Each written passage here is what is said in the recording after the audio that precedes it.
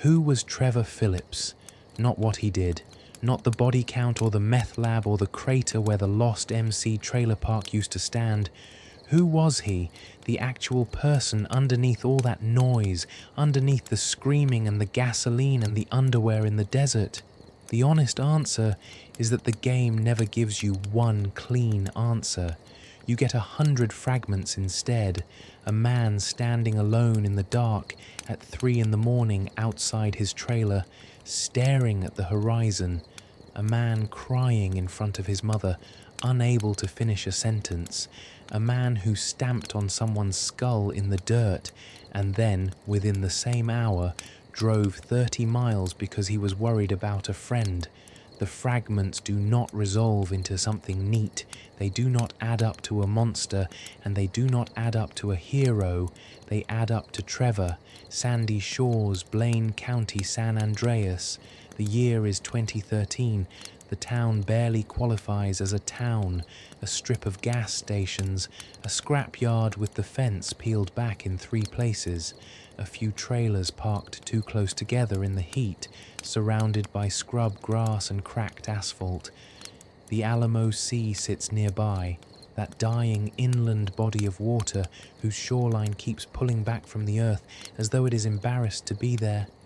The desert stretches in every direction past the salt flats and the dust, and out near the edge of one particular cluster of trailers, there is a piece of real estate that technically belongs to a man named Ron Jakowski, but everyone in Sandy Shores, everyone in the county, knows whose territory it really is. Trevor Philips has lived here for 9 years. 9 years of manufacturing methamphetamine, 9 years of weapons trafficking, of burning down rivals' properties, of establishing an operation he named Trevor Philips Enterprises with the sincere belief that it would become something bigger.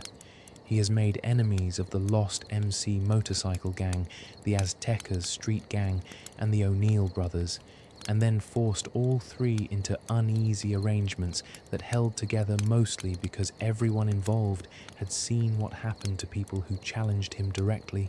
His crew consists of exactly 2 people, Ron, who is paranoid and permanently terrified of him, and Wade, who is young and childlike and completely dependent on him in ways Trevor does not fully acknowledge and probably does not entirely understand. This is the empire he built. It is not what he planned. Somewhere in Trevor's past, a decade back, in another state, in another life, he was half of a 2-man crew that worked with a planner named Lester Crest and carried out a series of bank jobs that went better than most partnerships of their kind. He and his partner Michael Townley were good at what they did. They had history behind them.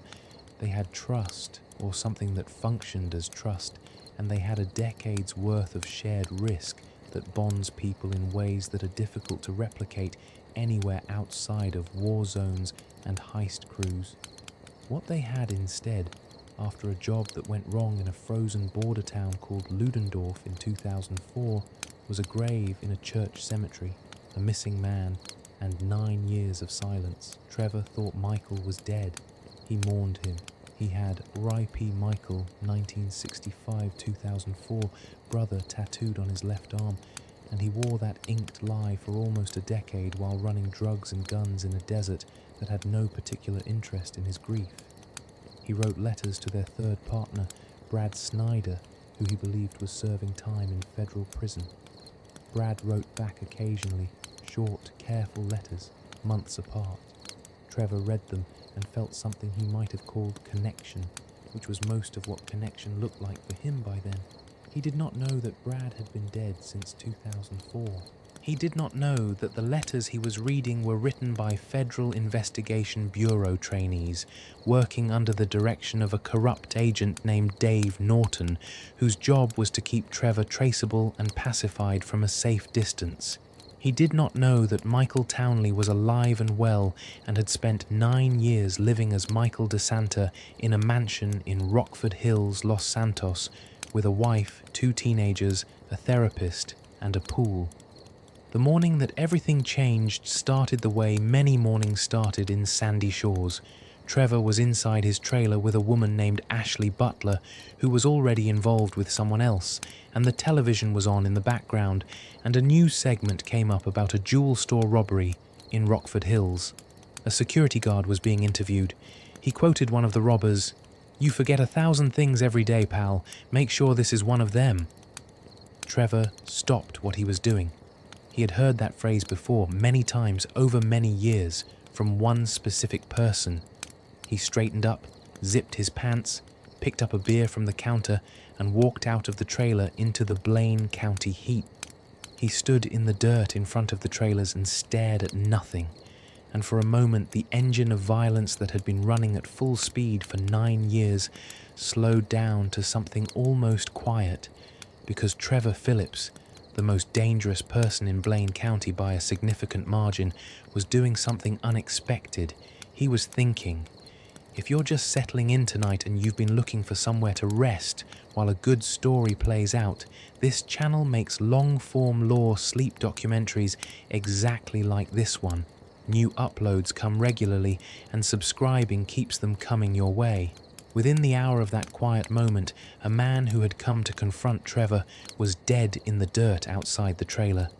A motorcycle gang's entire base of operations was burning across the county.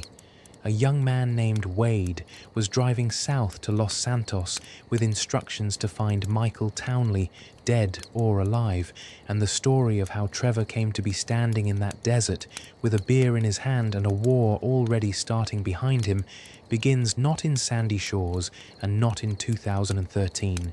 It begins in Canada, near the border, in the kind of childhood that takes a long time to describe without it sounding like something you wrote to explain yourself at sentencing. The distance between that childhood and the Blaine County desert is measured not just in miles but in years, and failed institutions and betrayals accumulated slowly enough that each one became part of the structure of reality before the next one arrived, the Air Force that would not take him, the partner who arranged to have him killed, the friend he thought was dead and mourned for 9 years in a tattoo on his left arm, the desert that asked no questions, the meth lab and the weapons shipments and the fake letters from a dead man and the territories maintained through fear. Trevor Philips arrived in Sandy Shores in the winter of 2004 with approximately $179,500 in a bag, a grief that had no template, and a life to build from whatever he had left after Ludendorff. He built one. It was not what he had planned, but it was his. This is the complete story of Trevor Philips. Every confirmed detail, every sourced fact, every strange, specific human fragment that makes him one of the most studied characters in the history of this medium. It starts at the beginning, which, for Trevor, was not a good place to start. But before we get there, stay in Sandy Shores a little longer. The place matters.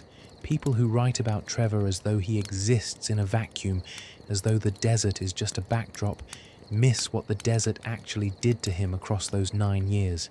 Sandy Shores is not a city. It is not even a town in the sense that implies collective enterprise and shared investment in the future. It is a settlement, a category of human habitation that implies people arrived and stopped, not because the location was promising, but because moving on required energy they did not have. The people who lived there in 2013 were there because leaving was harder than staying, and staying was not good. And the gap between those two bad options was the entire geography of their lives. Trevor fit there. He did not fit there because he lacked ambition or because he was incapable of existing anywhere more structured. He fit there because Sandy Shores, in its particular combination of heat and distance and low stakes and freedom from the scrutiny that cities bring, gave him room to be exactly what he was without anyone mounting a sustained effort to change him. The Lost MC let him operate. The Aztecas had their own territory and kept to it. The law enforcement presence in Blaine County was exactly sufficient to respond to the most visible incidents and exactly insufficient to go looking for trouble that was not already announced. For a man whose entire psychological profile was organized around the terror of being contained, Sandy Shores was something close to a natural habitat. He ran TPE with the kind of focus that surprised people who only saw the surface chaos. He knew his supply chains, he knew the prices, he understood the geography of the Blaine County drug trade with the precision of someone who had mapped it specifically because his survival depended on the map being accurate.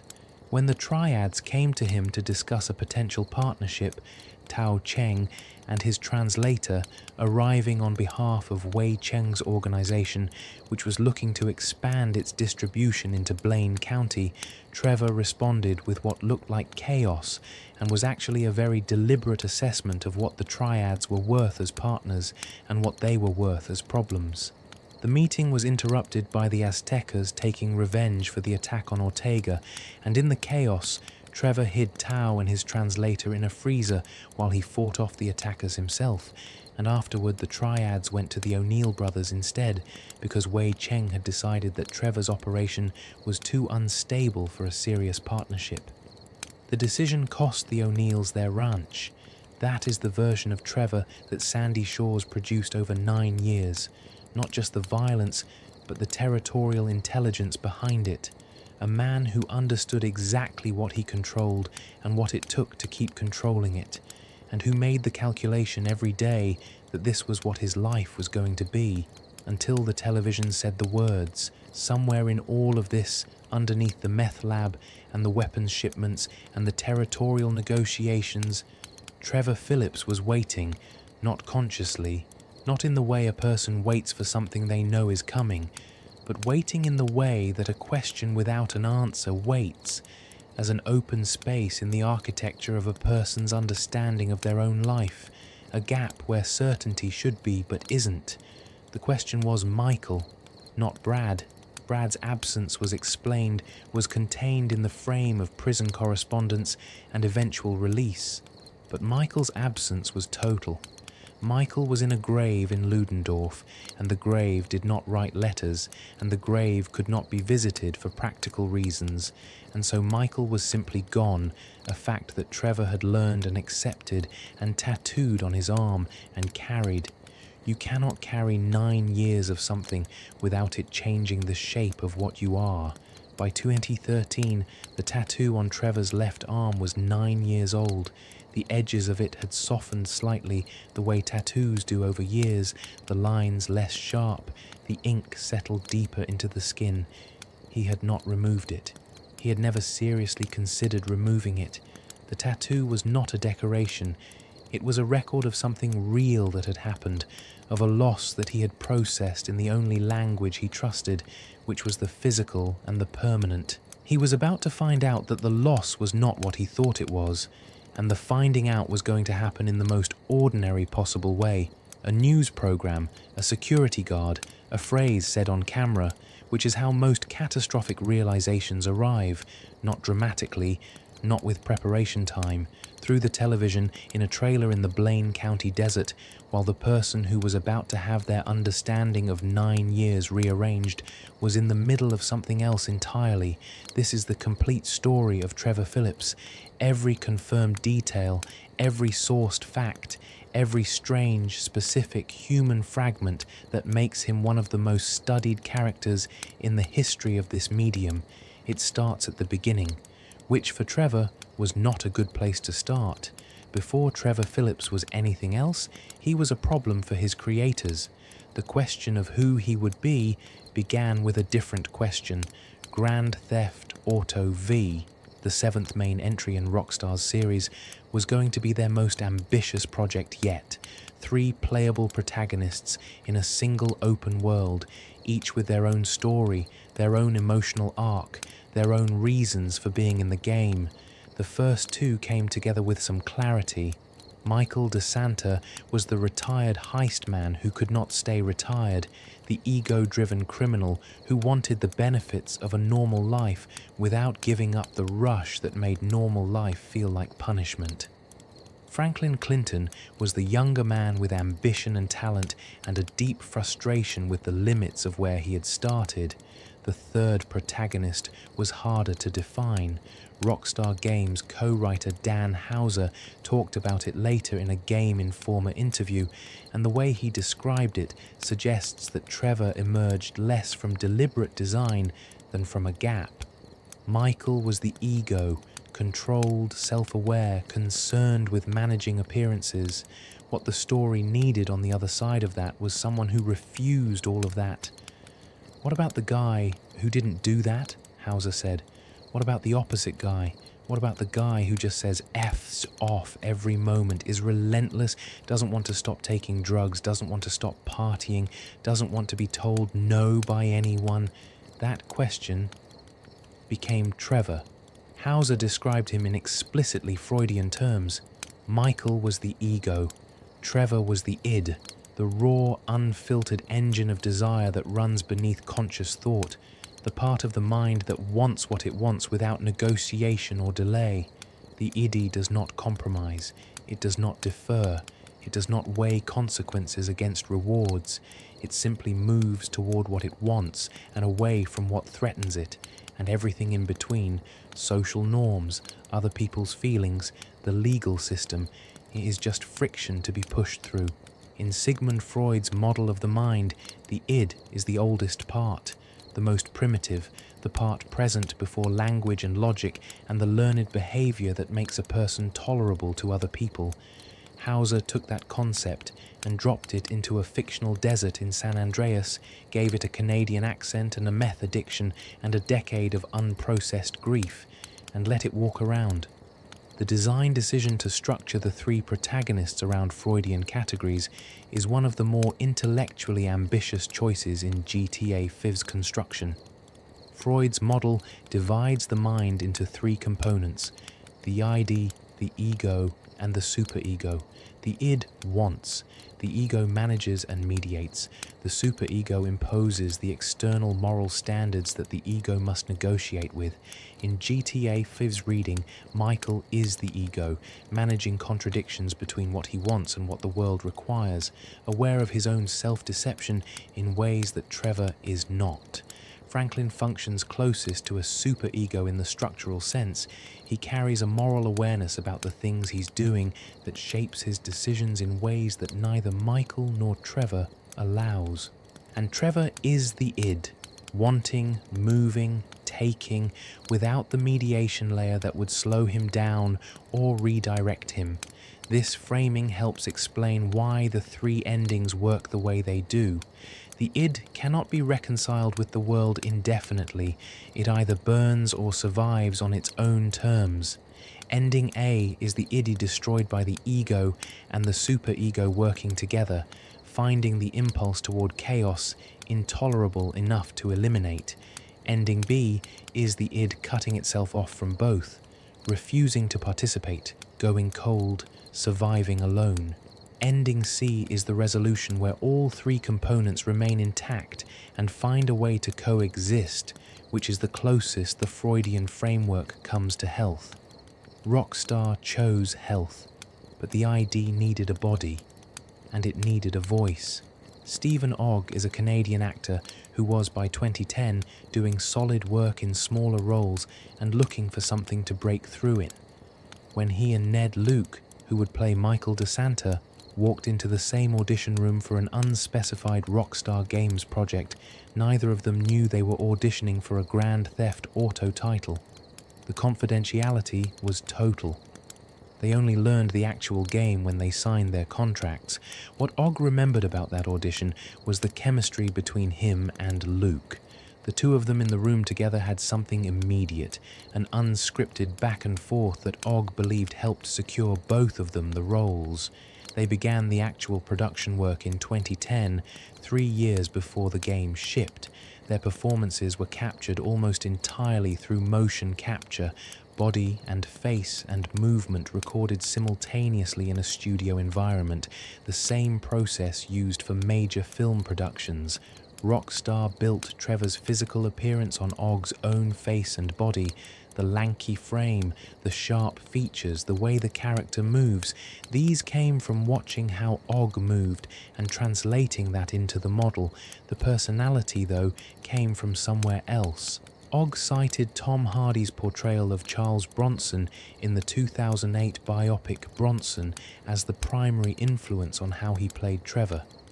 The real Charles Bronson, born Michael Gordon Peterson, later calling himself Charles Salvador, is a British man who has been in prison almost continuously since 1974 for robbery and who became famous for the violence he committed inside prison walls. British newspapers have described him persistently as the most violent prisoner in Britain. He once took a prison teacher hostage with a makeshift weapon fashioned from a homemade crossbow. He held prison staff hostage multiple times. He challenged other inmates to fight him for sport. He is, by any measure, an extraordinary case study in what happens when a person's capacity for violence is never successfully contained. Tom Hardy played him as a force of nature with a theatrical streak and a strange, almost performance art approach to his own notoriety. And Og took that energy, the explosive unpredictability, the way Bronson seemed to inhabit his own chaos like an actor inhabiting a role, and applied it to Trevor Philips. The character who resulted was not simply an amalgam of those influences. Og was clear in interviews that Trevor evolved during the performance itself. The walk, the timing of the speech, the particular way Trevor would shift between states, from calm to volcanic, without any visible transition, these were things that developed in the capture sessions. Nuances and character traits began to appear, Og said in a BuzzFeed interview shortly after launch. His walk, his manner of speech, his reactions, these definitely informed his development throughout the game. There is a small technical detail worth noting here. One moment that became an internet legend, Trevor tripping and falling over a fence when he first arrives at Michael's mansion in Rockford Hills, was widely believed for years to have been an improvised accident by Og that Rockstar chose to keep. Og himself addressed this and said flatly that it was not improvised. It was scripted. The story of the spontaneous stumble is, in his words, just a legend. He understood why people wanted it to be true.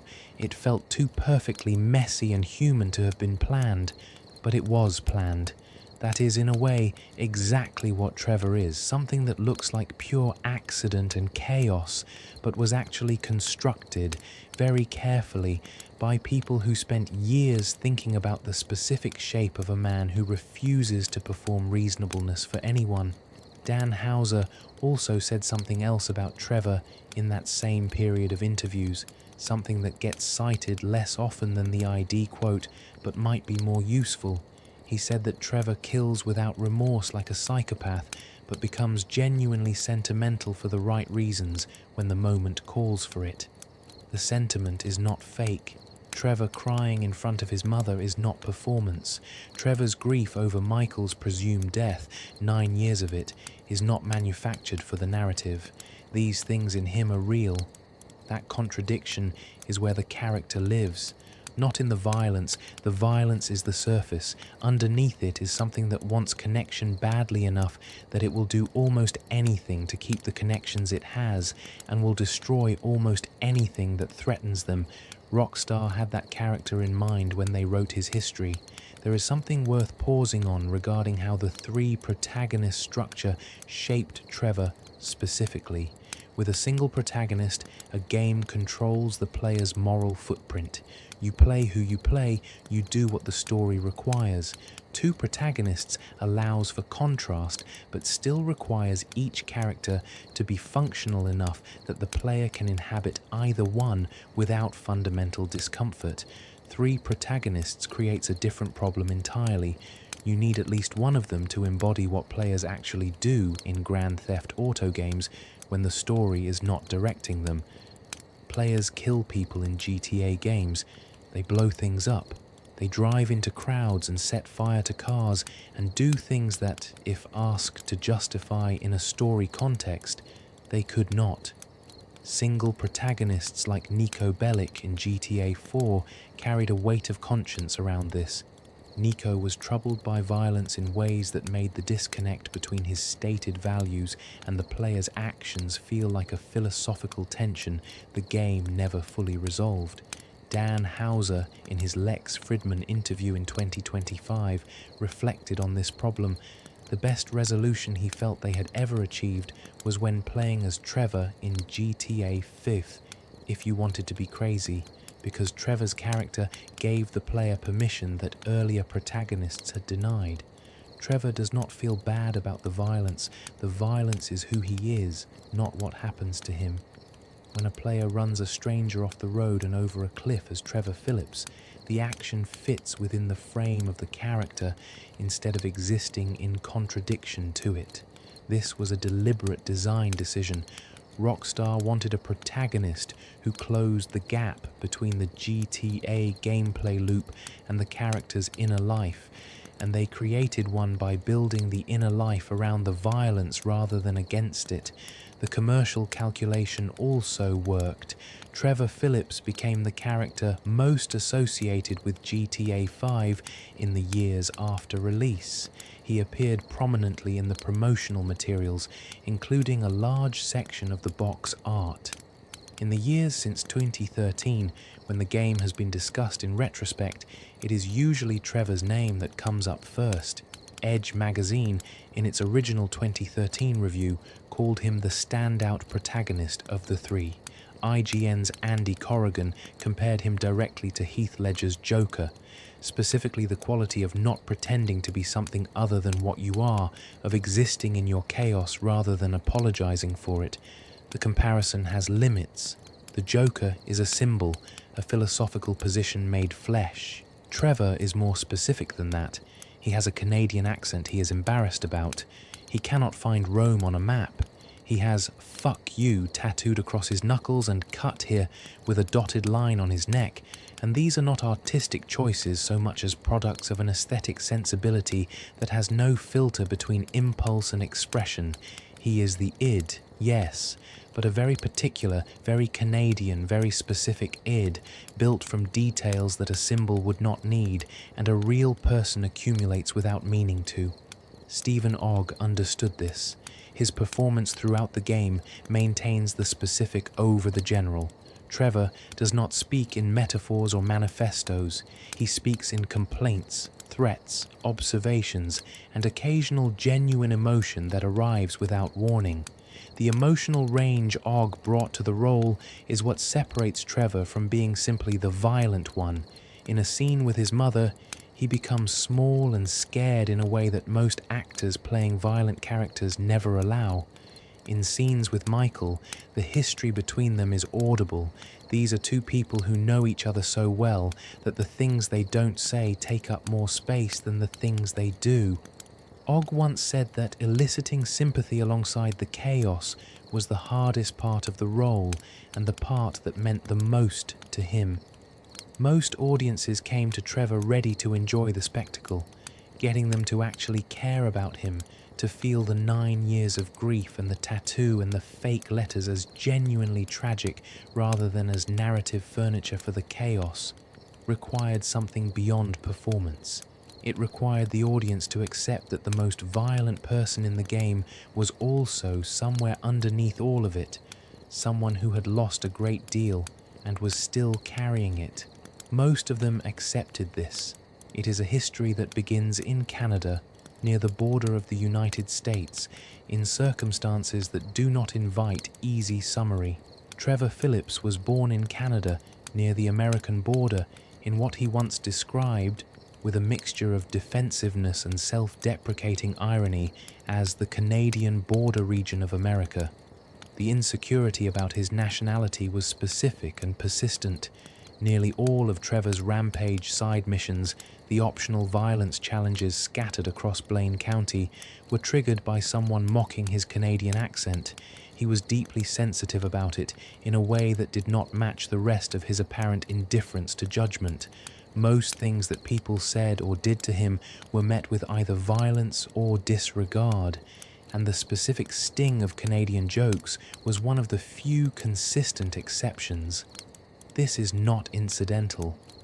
The place where a person grows up, and how they are made to feel about that place tends to mark them, and where Trevor grew up was not kind.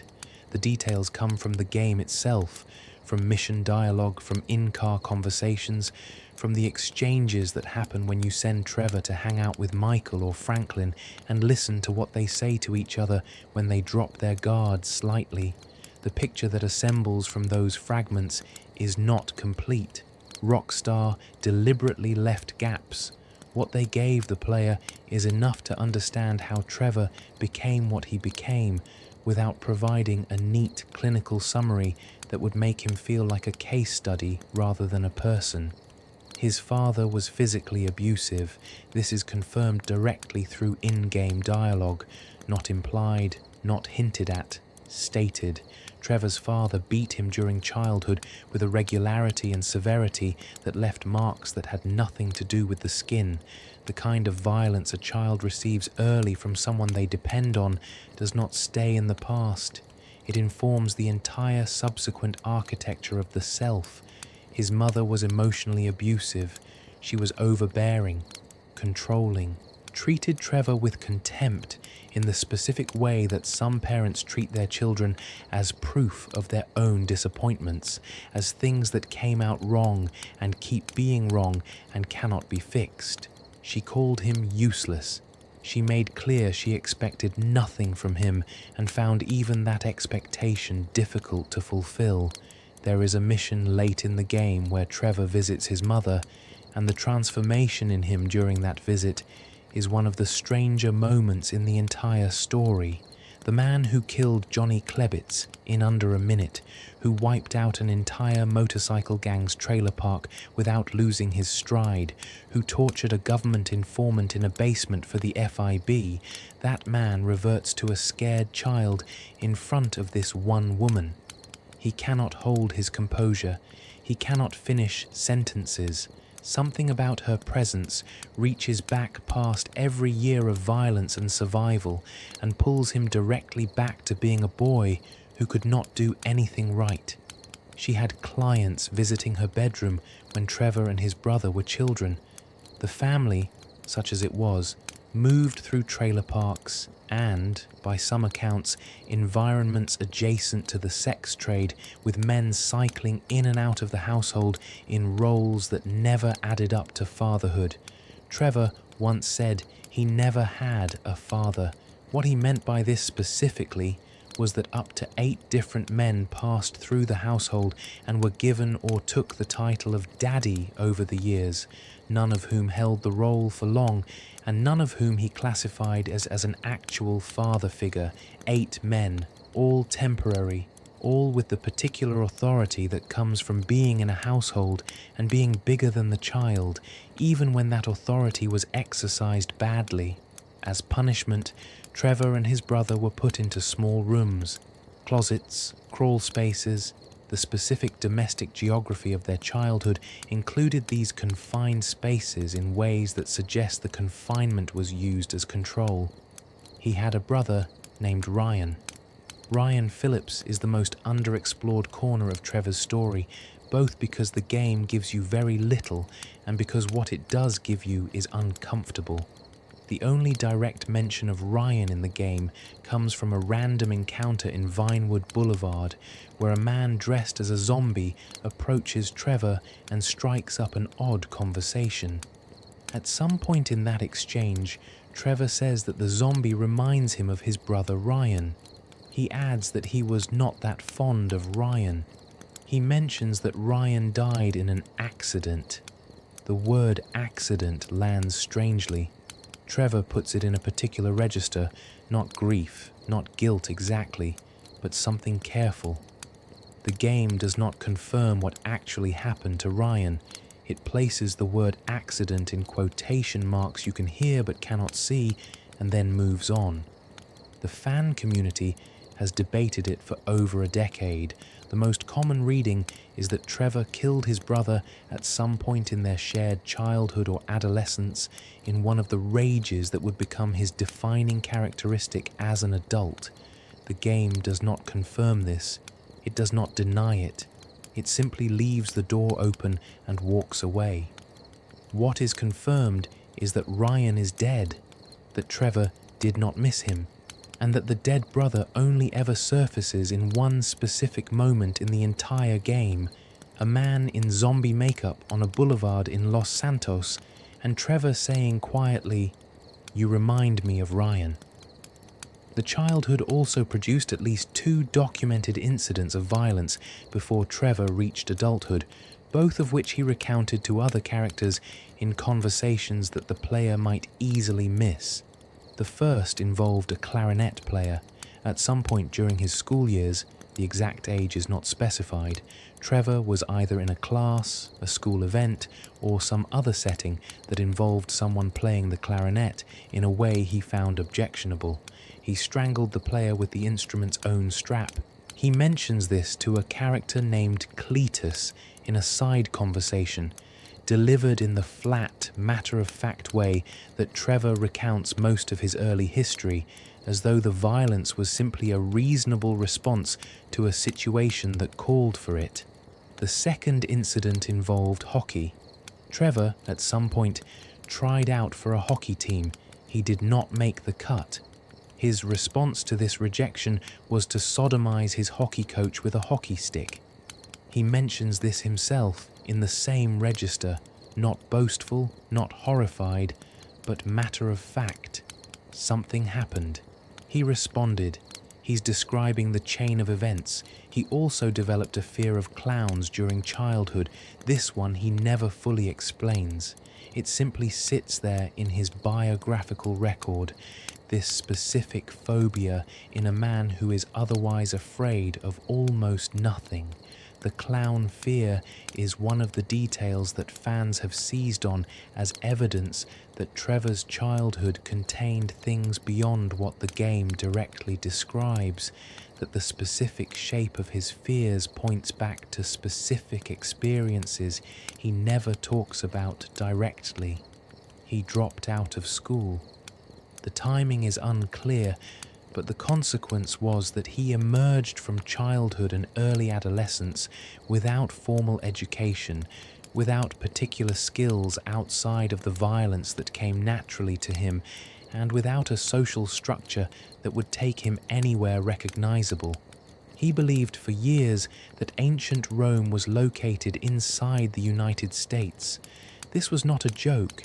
He genuinely held this as a geographic fact. The same man who could calculate the precise dollar value of 4 tons of gold in his head in under 30 seconds, doing the arithmetic faster than the people around him could follow, had no idea where Rome was on a map. This is actually one of the things that makes Trevor a coherent character rather than just a violent cartoon. He's not uniformly deficient. He dropped out of school, but he retained and developed specific capabilities. The math, the tactical instinct, the piloting skills he would later develop. The gaps are not random. They are the gaps of a person whose education was interrupted by circumstances rather than by inability. His mother treated him as useless. 8 men cycled through the household, and none of them stayed. His brother died in an accident he speaks about with a careful neutrality that does not match the word. He was put into small rooms and crawl spaces as punishment. He strangled a clarinet player as a child and sodomized his hockey coach as a teenager, and considers both of these events unremarkable parts of his history. He also, according to his own account, burned down the shopping mall where his father abandoned him. This detail comes up in conversation. Trevor's father left him at a mall at some point during his childhood and did not come back. The abandonment is one of the key points in his psychological profile. Abandonment, as a formative wound, tends to produce adults who are either terrified of being abandoned again and who cling destructively to the relationships they have, or adults who learn to abandon others first as a form of control. Trevor managed to do both simultaneously. He surrounds himself with people he has essentially captured. Ron, who he keeps through a combination of dependency and fear. Wade, who he brainwashed from a previous life. and then threatens to abandon them or simply disappears on them whenever the pressure builds. He claimed later that he burned the mall down in retaliation for the abandonment.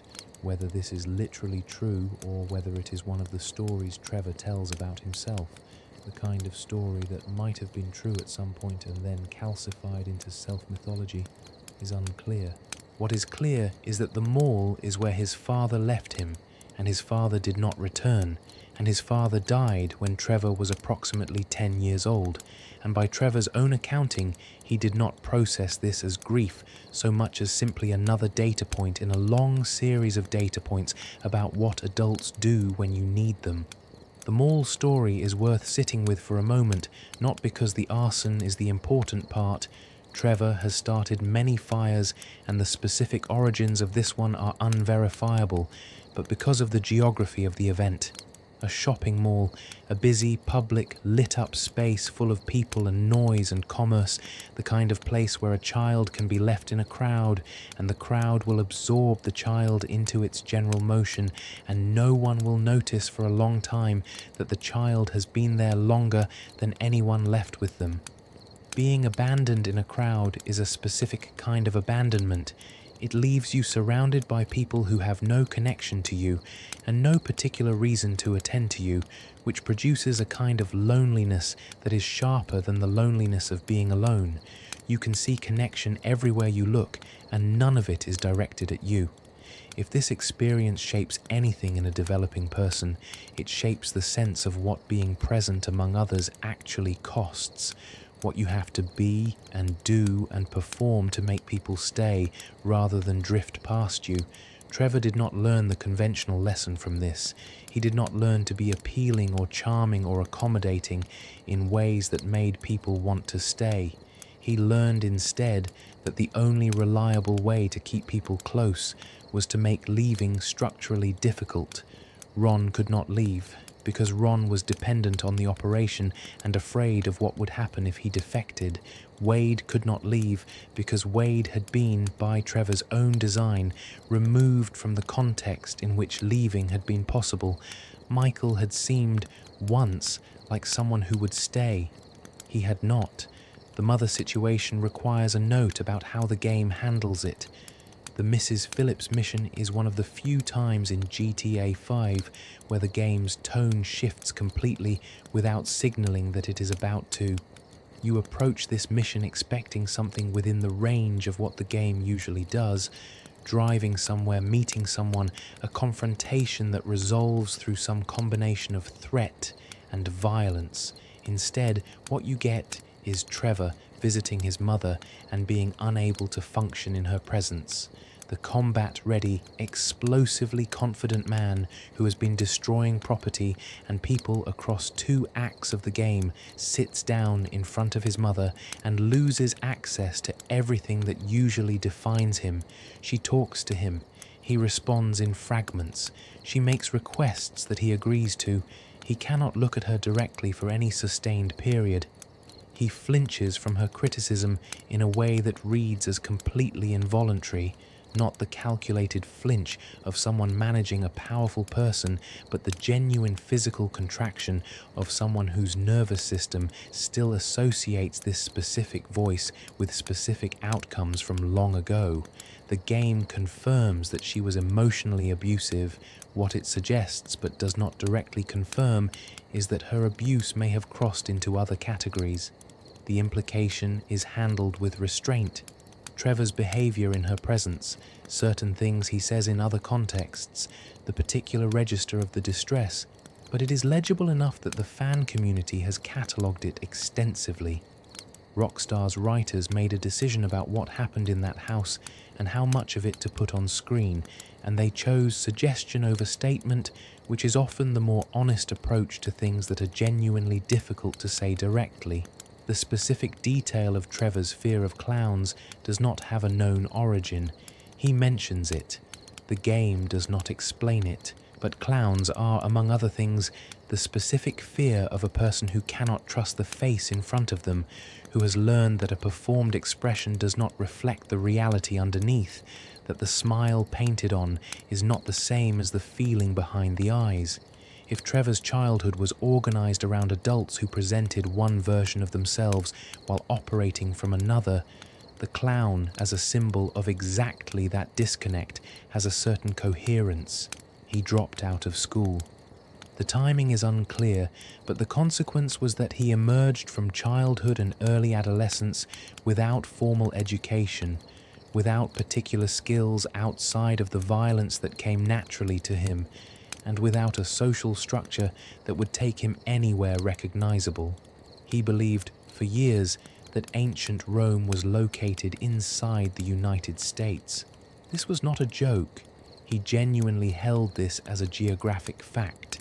The same man who could calculate the precise dollar value of 4 tons of gold in his head in under 30 seconds, doing the arithmetic faster than the people around him could follow, had no idea where Rome was on a map.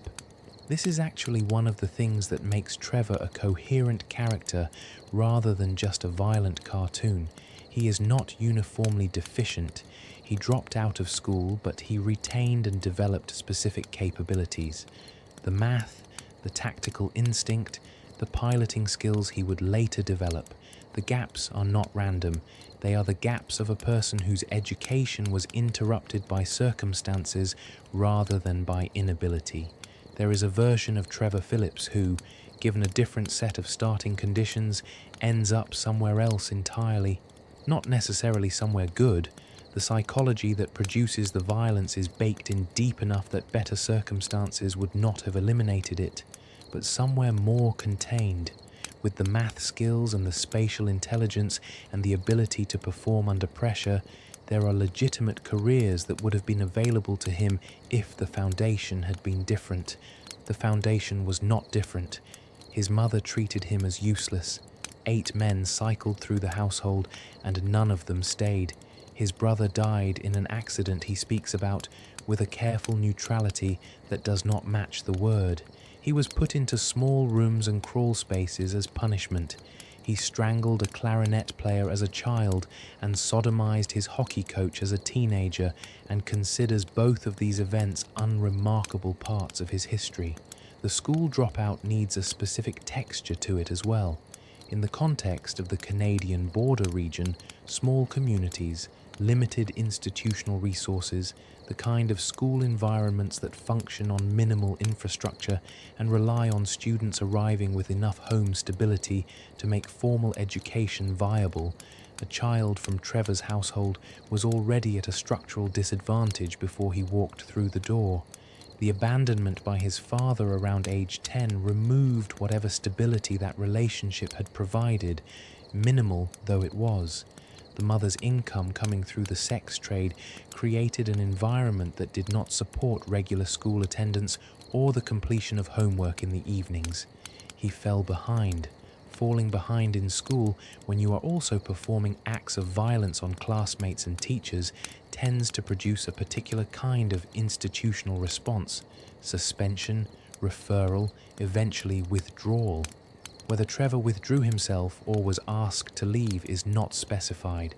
The outcome was the same: a teenager with no credentials, no structure, no institution that wanted him, and a developing pattern of violence that had already produced 2 documented incidents serious enough to remember and recount.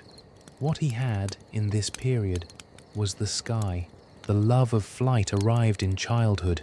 The game does not specify how, but the aviation sections of North America's flat border landscape include small airfields, crop duster operations, the general utility aircraft culture of rural communities that do not have direct access to major airport infrastructure.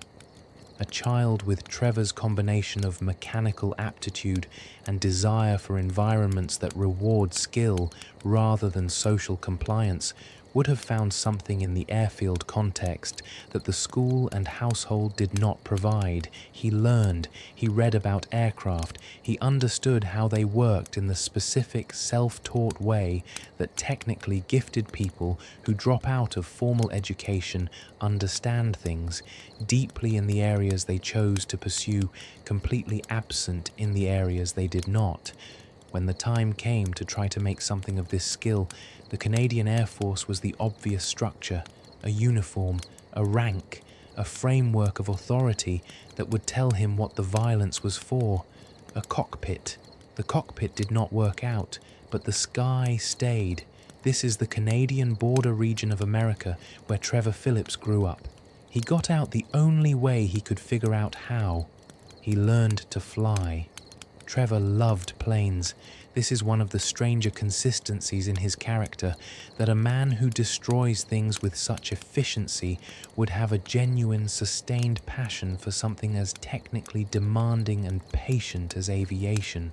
Piloting requires calm. It requires the ability to hold multiple variables in mind simultaneously and respond to them with precision rather than impulse. Trevor Philips, by most measures, is not a patient man, but he understood aircraft, he learned them, and the love of flight was one of the few things from his childhood that he carried forward intact, without it being burned or broken or turned into something else. At some point in his late teens or early 20s, the specific year is not confirmed, Trevor joined the Canadian Air Force. He wanted to fly bombers. This is the part that tells you something important. Not just fighter aircraft, not just transport planes, not just the prestige of wearing a uniform, bombers. Aircraft designed specifically to carry and deliver destruction to a target at scale. The fact that this was what Trevor was drawn to does not say that he had already made his peace with violence by the time he enlisted. That is too simple. What it says is that he understood himself even then as someone whose particular skills were oriented toward force rather than restraint, and that he wanted an institutional home for that tendency, a framework, a set of rules and ranks that would tell him what the force was for and how to apply it correctly. The Canadian Air Force did not want to give him that framework. He was evaluated by a military psychologist. The specific nature of the psychological evaluation is not detailed in the game, but the outcome is clear. He was deemed mentally unfit for service, not the kind of unfit that keeps someone out of infantry, the kind of unfit that keeps someone out of a cockpit, the kind that says this person cannot be trusted to receive orders and follow them under pressure, cannot be reliably contained within the system of rules that makes a military function. Consider what this rejection meant for Trevor specifically. The military, in the simplest terms, is a system that takes a person's capacity for violence and organizes it into something sanctioned. It provides a structure in which the thing Trevor had always been, fundamentally oriented toward force, most comfortable when the situation required absolute commitment to an outcome, could have been put to use within a framework of rules and ranks and hierarchy. The military, ideally, would have given him the thing his childhood could not, a clear set of instructions about what the violence was for. The psychologist evaluated him and found that he could not be reliably contained within that structure. This is probably accurate. The Trevor Philips the game shows us is not someone who follows orders from institutional hierarchies. He follows his own logic and the logic of the people he has decided to be loyal to, and those two things are not always the same as what a commanding officer needs from a pilot. The military runs on deference. Trevor defers to nothing and no one except the specific people he has chosen. The discharge produced a specific kind of bitterness that the game never names directly, but that shapes Trevor's behavior throughout the main story. He despises institutional authority of all kinds, the FIB, the Merryweather Security Force, the established criminal hierarchies that the Madrazo cartel and the Triad organizations represent. His response to any of these is the same: find the point of maximum disruption and apply it. He is not anarchist in a philosophical sense. He has no manifesto. He simply finds institutions that claim authority he did not grant them fundamentally offensive and expresses this view physically. The Air Force told him he was uncontainable. He spent the rest of his life proving them right. He was discharged. The gap between that discharge and the first crime is not specified. What is specified in dialogue during the Paleto Score setup mission is the crime itself. Trevor robbed something. A single job, his first, small enough that it reads in his memory as almost an afterthought. The first step down a path he was going to find eventually. He was caught. He was sentenced to 6 months. He served 4, released for good behavior, 4 months in a cell, not long by the standards of what came later, but long enough to establish a pattern, long enough to confirm that the criminal path was a viable one, that he could survive incarceration, that the risk of getting caught was manageable, long enough for the civilian employment world to close another door, because a criminal record makes certain jobs impossible, and Trevor was not positioned for a wide range of options to begin with. He used what he had. He could fly. He could take on risk without flinching. He had no particular attachment to legality as a moral framework. These 3 things, combined, pointed toward one career more than any other: smuggling. Trevor became a pilot for hire in the criminal economy, running cargo, drugs, weapons, whatever needed moving across borders or between locations that did not want official oversight. He was good at it, the same technical skill that the Air Force had evaluated and approved before they found the psychological problems made him an asset in the black market aviation world, where the quality of the pilot mattered as much as the quality of the cargo. He spent time at this. The exact years are not documented in the game, but the period between his discharge and his meeting with Michael Townley was clearly spent building a certain kind of reputation, someone who could fly, who could be trusted to move things without drawing attention or collapsing under pressure, and who was willing to take on work that others found too dangerous. There is a dimension to Trevor's piloting that the game makes clear through gameplay, but rarely states explicitly in narrative. He is genuinely, technically excellent at it. In missions that require flying under pressure, chased by aircraft, navigating tight spaces, landing in conditions that would destroy the composure of a less skilled operator, Trevor performs with the calm efficiency of someone for whom the cockpit is the one environment that has never let him down. Every other area of his life has produced chaos and loss and the collapse of arrangements he depended on. Aircraft do not betray you. An aircraft responds to the inputs you give it with the predictable results of physics, not the unpredictable results of human behavior. This is the kind of thing that a person who has been failed consistently by other people tends to find attractive. Machines are honest. They do not make deals behind your back. The early criminal years also included time in prison, not just the initial 6 months, but additional periods at various points in his criminal career, the specific lengths of which the game does not detail. Trevor references having been incarcerated multiple times. He mentions things that happened in prison, events and encounters, and the specific social dynamics of incarceration in the same matter-of-fact way he mentions everything else. Prison does something to most people's sense of what safety means and where it can be found. Trevor came out of his stints in prison with the prison's lesson absorbed but applied differently. In prison, you survive through being the most dangerous thing in the room. In civilian life, Trevor applied the same principle with the same commitment. He also developed during these years the relationship with substance use that would define his adult life. Trevor is the first protagonist in the Grand Theft Auto series to use hard drugs willingly as part of his regular existence. Previous protagonists might sell drugs but maintained at least a surface-level distance from personal use. Trevor takes meth. He does it with the same lack of ceremony with which he does most things, not as indulgence or escape, but as maintenance, as fuel, as part of the operational baseline of being Trevor Philips.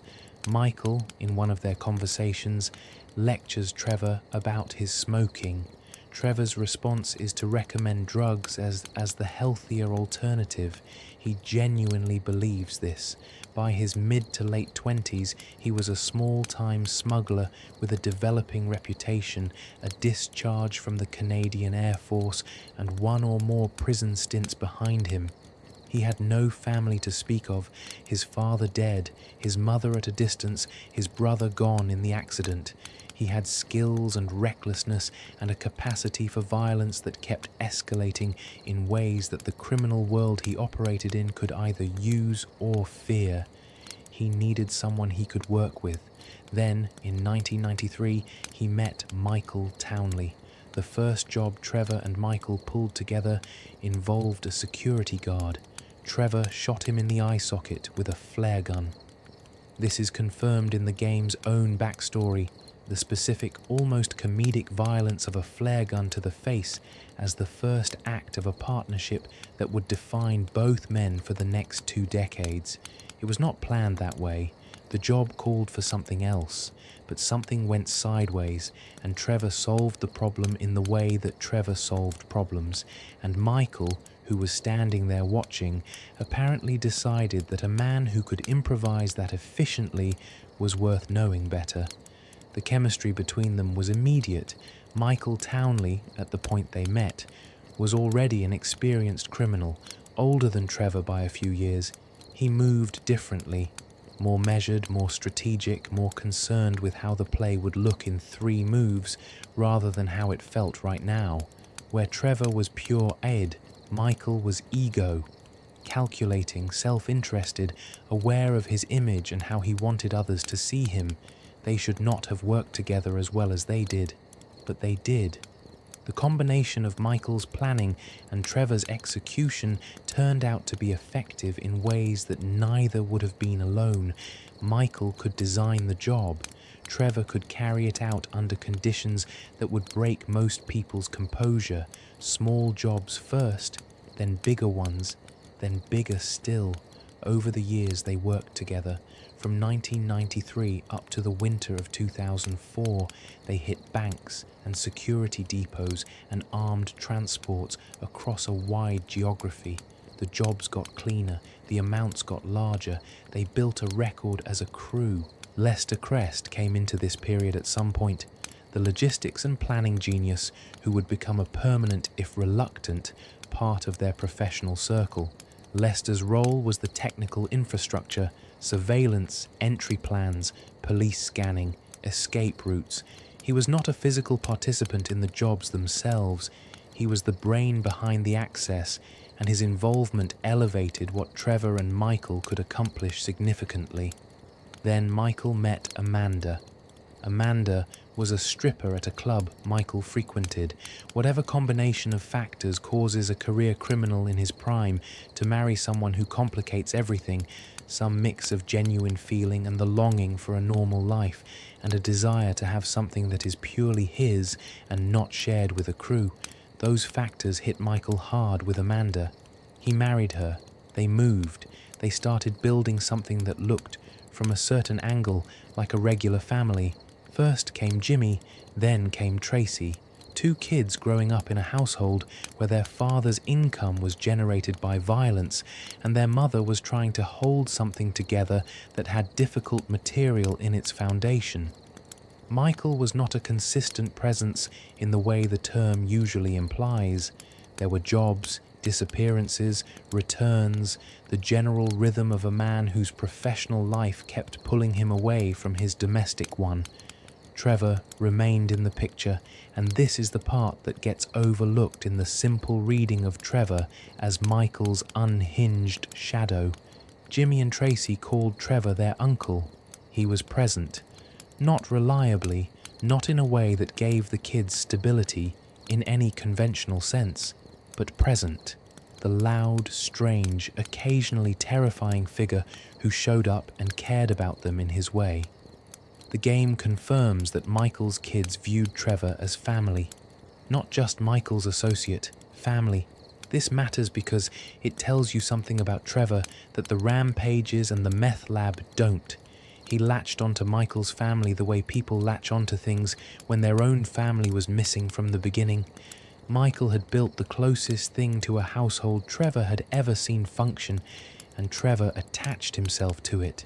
Not possessively exactly. He was not trying to replace Michael or claim the family as his own, but he was there. He showed up. He cared about those kids in the limited, loud way that he cared about most things he cared about. The partnership with Michael began to strain, though. It had to. You cannot have a man with a family and a man without one working the same dangerous jobs indefinitely without the gulf between their stakes becoming a problem. Michael had people who would be destroyed if something went wrong. Trevor had himself. This asymmetry eventually shapes how they make decisions, what they're willing to risk, and how they see each other's judgment. By 2004, Michael was looking for a way out. He was not going to admit this to Trevor. He was not going to have the conversation directly, because having the conversation directly would require acknowledging something Trevor was not positioned to accept, that Michael wanted a normal life, and Trevor was incompatible with one. Trevor did not want a normal life. Trevor wanted to keep going, to pull bigger jobs and take on more territory and grow what they had built. What Michael wanted was to stop. And so, instead of the conversation, Michael made a deal. The period between 1993 and 2004 produced jobs that the game alludes to but does not catalogue in full. The crew's methodology evolved over those years. Early jobs were smaller, robbery of the kind that two experienced criminals with a getaway driver can accomplish without elaborate preparation, but the ambition grew. They started targeting armoured transports, then bank vaults, then security depot cash operations. Each successful job funded the preparation for a larger one, and the larger ones required more planning, which is where Lester Crest's role expanded from occasional technical support to something more central. Lester was not a comfortable person to be around. He moved through the world in a body that the game suggests had been dealing with a degenerative condition for years, and he carried the general air of someone who had accepted that the physical world was not his domain and had compensated by making his mind operate as the primary instrument of whatever value he could provide. He was brilliant at the specific thing heist operations needed, the ability to see all the pieces of a plan simultaneously, to identify the failure point before it became a failure, to track the ripple effects of one decision across 20 subsequent events. Trevor and Michael needed him. Neither of them would have admitted needing anyone easily, but Lester was the kind of asset whose value was unmistakable and whose usefulness overrode the preference for self-sufficiency. The decade of jobs produced what the game's prologue establishes as a successful record: multiple heists completed, mounting experience, a reputation within the criminal circles they operated in. It also produced the particular kind of closeness that forms between people who have spent years taking serious risks together. Trevor and Michael knew each other in the way that is only possible through shared danger. They had seen each other at the worst possible moments, had seen how the other person operated when the plan fell apart, had calibrated their trust based not on what the other person said, but on what they actually did under pressure. Trevor knew Michael was reliable under pressure. He knew how Michael moved, how Michael thought, how Michael's voice changed when something unexpected happened, and he was adjusting in real time. He knew Michael's tells, and Michael knew his. This is the intimacy of field work, and it produces a bond that has nothing to do with liking each other in conventional terms and everything to do with shared reality. Michael's family complicated this in specific ways. Amanda's presence in Michael's life meant that Michael had obligations that existed outside the crew's economics. A job that went wrong for Michael did not just affect Michael, it affected Amanda, Jimmy, Tracy. This changed his calculus.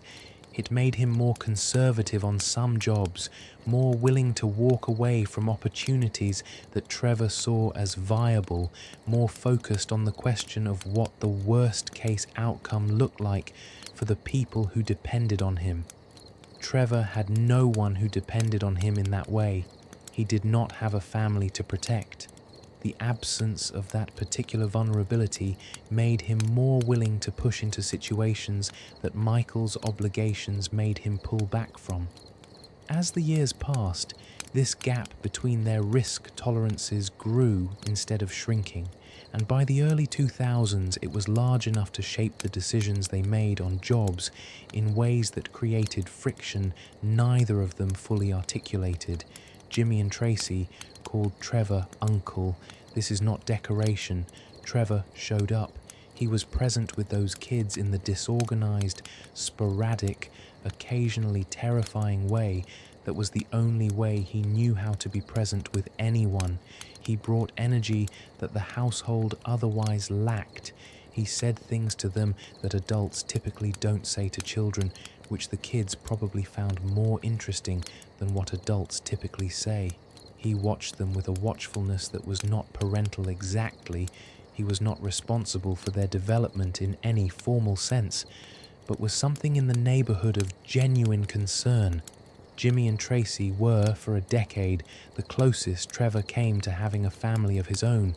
He made it with a flare gun to a security guard's eye socket, and then he spent 10 years being an uncle to children who were not his. He made it with a flare gun to a security guard's eye socket, and then Michael made a deal with the FIB to get rid of him, and that deal was what Ludendorff was. Before Ludendorff, though, there were the years, and the years were not just a montage of successful heists with a countdown clock attached. They were the texture of two very different people trying to work together long enough and closely enough that the differences became a problem they could not root around. Trevor and Michael argued. The game makes this clear through the handful of conversations and references that touch on the pre-Ludendorff period. They fought about the jobs, about the amounts they were taking, about what level of risk was acceptable for a man with a family versus a man without one. Michael wanted cleaner. Trevor wanted bigger. Michael wanted to build toward an exit point. Trevor did not believe in exit points. The exit was the betrayal of everything that made the work worthwhile. This is the fundamental asymmetry that the decade could not resolve. Michael was building toward retirement. Trevor was building toward more. They were on the same crew, pulling the same jobs, splitting the same money, and they wanted completely different things from it.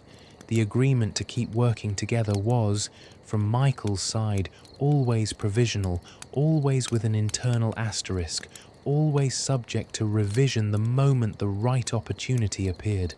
From Trevor's side, it was the permanent arrangement, the settled fact of how things were going to be. Trevor did not know about the asterisk. Lester knew something was shifting. He had been in and out of the crew's operations long enough to read the dynamics. He had warned against the Ludendorff job, not because he knew about Michael's arrangement with Norton, but because his read of the risk profile was that the job itself was too small for what it cost in exposure. The $170,900 on offer from the Bobcat Security Cash Facility was not the kind of number that justified bringing 3 people to a border town in winter under the kind of law enforcement attention that a vault job in rural North Yankton would generate. Lester did the math, and the math did not work. Michael pushed forward with it anyway. The reason was not the $117,500.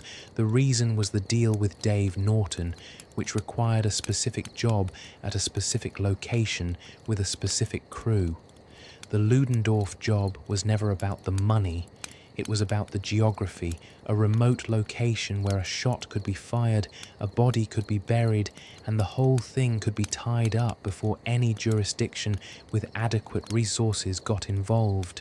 Trevor prepared for a job in Ludendorff, North Yankton, believing that everything was fine, believing that Michael wanted the money, believing that the Lester objections were the usual Lester objections, cautious, intelligent, ultimately overridable. believing that the triad of him and Michael and Brad was going to walk out of that frozen building with a bag of money and drive somewhere warm. He packed what he needed. He showed up. The town of Ludendorff, North Yankton, in December is the kind of place that makes you feel like civilization is something that happened somewhere else. Small buildings, empty streets, a church and cemetery that have been there longer than anything else, snow that comes in off the flat land and doesn't stop, and cold that works its way into the gaps in whatever you're wearing. The town had a population that lived the way small border region towns live, largely through agriculture and the infrastructure that serves agriculture, with a handful of commercial buildings on the main street and a police department that handled what a town that size needed handled. Ludendorff was not on anyone's map as a significant target. Its Bobcat security cash storage facility existed because every community generates some volume of commercial cash that needs a secure repository, and Ludendorff's volume was modest by any metropolitan standard. That was, in some ways, the attraction, a job too small to attract federal attention, a location too remote to generate a rapid, coordinated response, a town where 3 men who knew what they were doing could be in and out before the situation escalated to something unmanageable. Lester had objected to the job for these same reasons inverted.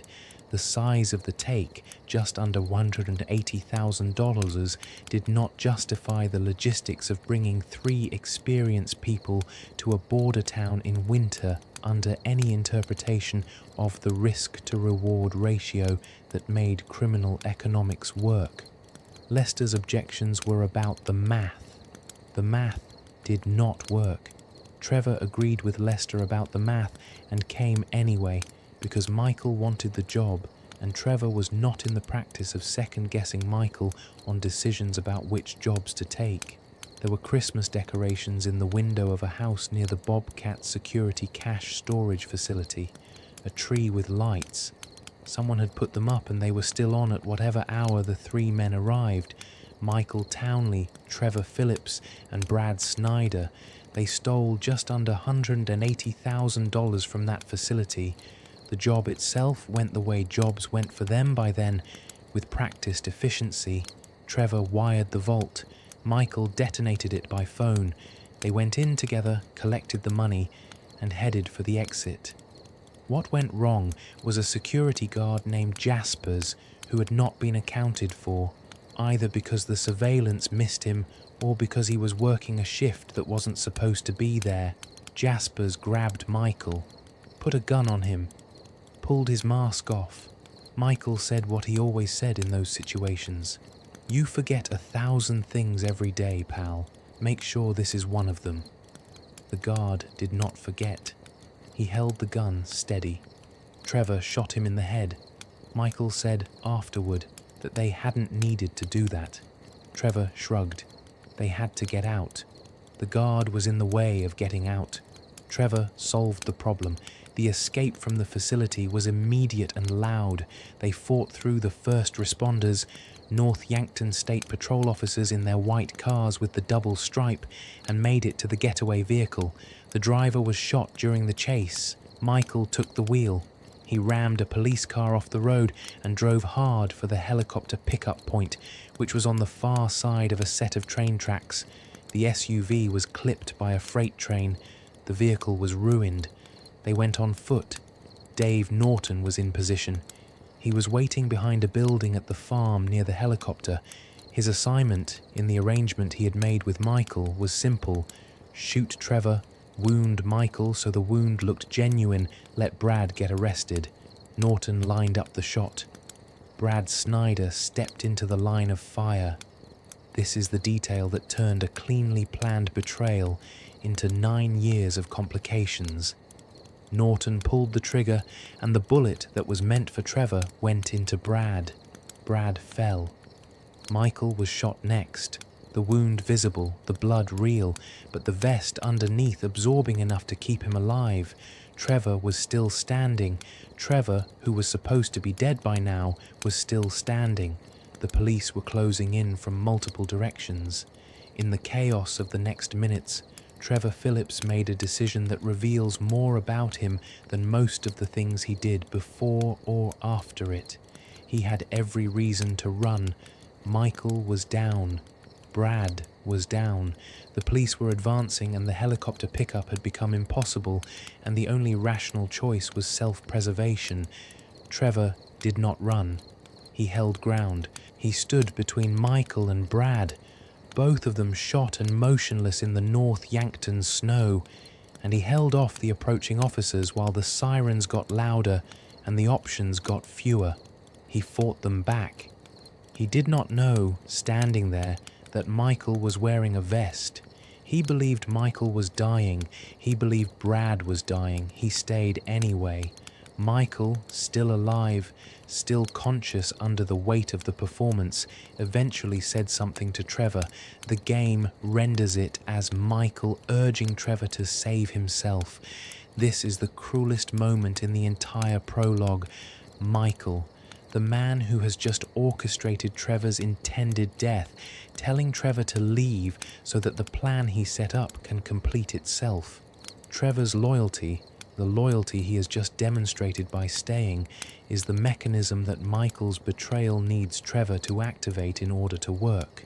Trevor took a woman briefly as a hostage, using her presence to create a gap in the police line. He released her and ran into a hayfield.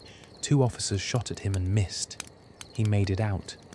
The scene that follows, the funeral, Michael watching from the hill with a cigarette, happens without Trevor. He does not know about it. He does not know that 3 days after the shooting in that North Yankton field, a service was held at the Ludendorff church and cemetery, with local residents and Dave Norton in attendance for the interment of Michael Townley. He does not know that Michael stood on a hill in a disguise and watched them lower a box into the ground, then flicked his cigarette away and walked to a waiting car. He does not know that the box contained Brad Snyder. What Trevor knew driving away from Ludendorff through the winter dark was that he had survived something he should not have survived, and that the 2 men who should have been with him were gone. He had the money, approximately $125 in a bag. He had his skills. He had a car and a direction and the specific determination that comes from having just fought your way out of something that killed the people beside you. He drove south. He did not look back at Ludendorff. There was nothing in Ludendorff he needed to look back at, or so he believed. The grief came on the road. Not in a single moment, but incrementally, the way significant losses tend to arrive when the adrenaline that was holding them at bay finally metabolizes. Trevor had survived a situation that his 2 partners had not survived. He was alone in a vehicle with a bag of money and no one to call. The operational instinct, keep moving, establish a new position, don't stop until the pursuit radius is behind you, held him together through the first day and most of the second. By the 3rd day, the calculation of grief was impossible to defer any longer. He did not weep in any visible way. Trevor's access to conventional emotional expression has always been limited, not because the emotions are absent, but because the channels for them were not built in the childhood that should have built them. What he did instead was what he always did with things that were too large to process in real time. He absorbed them and kept moving and let them calcify into something that fit inside the structure of his ongoing life. Michael was dead. This became a fact, a permanent fact, added to the record alongside his father's abandonment and his brother Ryan's accident and the Air Force discharge and everything else in the long ledger of what had happened to Trevor Philips and could not be undone. He got the tattoo within the first weeks of settling in Sandy Shores. Left arm, R.I.P. Michael, 1965-2004 brother. He chose brother deliberately, not partner, not friend, not crew. Brother, the relationship that implies something prior to choice, something that exists regardless of what either party does with it, something that persists after death in the record of who you were to each other. He wore it for 9 years. Dave Norton in the aftermath had a problem. He had a dead man he had not planned on. Brad Snyder in the ground under Michael Townley's name, and a living fugitive he had not neutralized. The living fugitive was the entire point of the arrangement.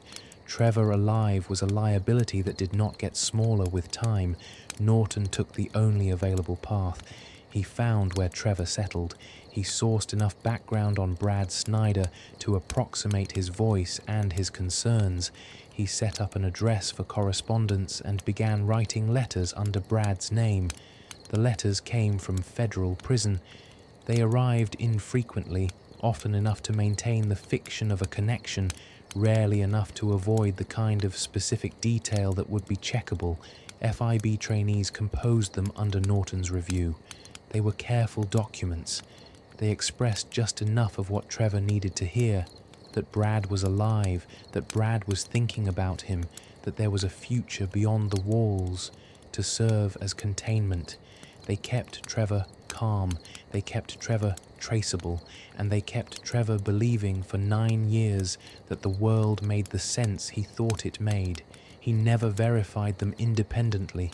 He never had reason to. Sandy Shores is the kind of place that forms around whatever brought people there and then survives on stubbornness after that reason is gone. There had been industry of a sort once. The Alamo Sea had drawn recreation and fishing in an earlier decade. The waterfront land had value. Families had put roots down. But the Alamo Sea was dying by the time Trevor arrived, salinity rising, the fish thinning out, the waterfront losing its appeal and then its residents, and what remained was the physical residue of a community that had mostly packed up and left, motels that stayed open on inertia, gas stations that served the trucks passing through, a scrapyard, a police department that was either stretched too thin or wise enough to look in specific directions, and not others. Trevor moved into the trailer park near Ron Jakowski's trailer, and within the first months of being there, he had begun building.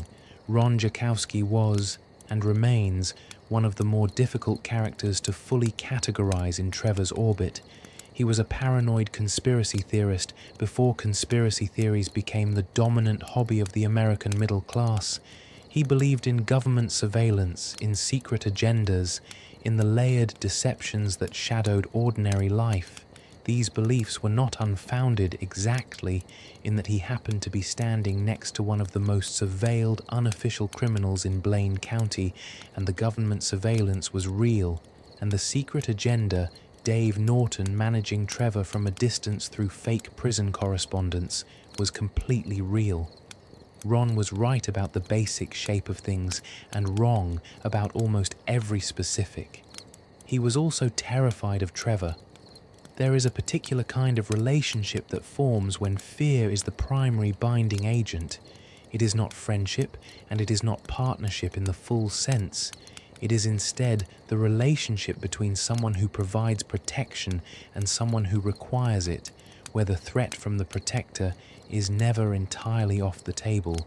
Ron stayed because the world outside Trevor's orbit was more dangerous for Ron than the world inside it. He had made this calculation and arrived at the conclusion that proximity to Trevor, with all its attendant terror, was preferable to independence. In practical terms, this meant Ron handled operations. He managed the logistics of the meth distribution, made calls Trevor did not want to make, kept track of debts and schedules and the small administrative details of running a criminal enterprise. He was not good at confrontation. He was physically unimpressive and psychologically unable to project the kind of menace that criminal negotiations sometimes required. He handled it differently. He stayed close to Trevor and let Trevor's reputation do the work that his own could not. This arrangement lasted 9 years. Ron ended every conversation with Trevor on an upbeat note, agreeing with whatever Trevor had said, affirming whatever Trevor had decided, closing the interaction in a way that left no opening for Trevor to be displeased with him. This was not cowardice exactly. It was survival adaptation. He had learned through experience which specific behaviors of his Trevor found intolerable, and he had organized his conduct around avoiding those behaviors. Wade Hibbert's situation was different from Ron's in ways the game does not fully specify, but implies clearly enough. Wade was not a criminal who had drifted into Trevor's orbit through the usual channels of the Blaine County underworld. He was, by his own presentation, someone from a different life, young, friendly, operating with a cheerfulness that suggested either exceptional mental resilience or a genuine disconnection from the consequences of where he had ended up and what the people around him were doing. The game suggests that Trevor took Wade from a life he had previously lived and folded him into the Sandy Shores operation without Wade entirely understanding what had happened. Brainwashed is the word the game's framing implies, not in the science fiction sense, no procedure, no laboratory. The more mundane kind, the gradual reorientation of a young person's sense of what is normal and who the important people in their life are, conducted over time through a combination of dependency and repetition and the complete removal from whatever context might provide an alternative reference point. By 2013, Wade's entire world was Trevor. He ran errands, he did what he was told, he wore face paint and called people by incorrect names and moved through Sandy Shores as Trevor's most faithful and most vulnerable dependent.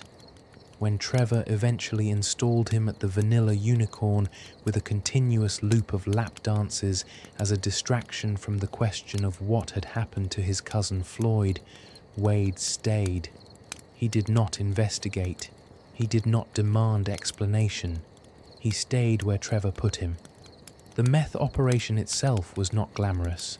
The cooking happened in conditions that the game depicts as consistent with actual methamphetamine manufacturing. The specific chemicals, the ventilation requirements, the product quality control. Chef, the man Trevor employed to run the cooking operations, was a professional of a specific kind, someone whose expertise in this one area made him valuable enough to maintain a professional distance from most of what Trevor did in other areas. Chef cooked. Trevor moved the product. The system worked. The weapons side of the operation used the airfield. Mackenzie Field Hangar gave Trevor air access that the road-based competitors in Blaine County could not easily match. He could receive cargo, store it, and move it across geography that road transport would have made vulnerable to law enforcement interdiction. His aviation background, the Canadian Air Force technical training that had been put toward criminal ends since his discharge, made him the only person in the Blaine County criminal landscape with this particular combination of capability and geography. This is not a small qualification. Ron was Trevor's closest associate, the person most physically proximate to his daily life, the man who answered his phone and helped plan his operations and kept the enterprise functioning between jobs, and he was genuinely, consistently afraid of what Trevor might do at any given moment. He kept working with him anyway. The combination of dependency and terror is one of the oldest social arrangements in the human playbook, and Ron and Trevor had achieved a version of it that was stable in its instability. Wade Hebert arrived in the picture differently. Wade was young and not entirely connected to the world in the way most people are connected to it. Childlike is the word that keeps appearing in descriptions of him, not intellectually deficient exactly, but removed from the normal calculus of self-preservation that most adults operate from. Trevor, according to the game's own framing, essentially kidnapped and brainwashed Wade from his previous life and integrated him into the Sandy Shores operation. Wade became another dependent, another person who needed Trevor and feared him and stayed because leaving did not seem possible. This was Trevor's answer to abandonment.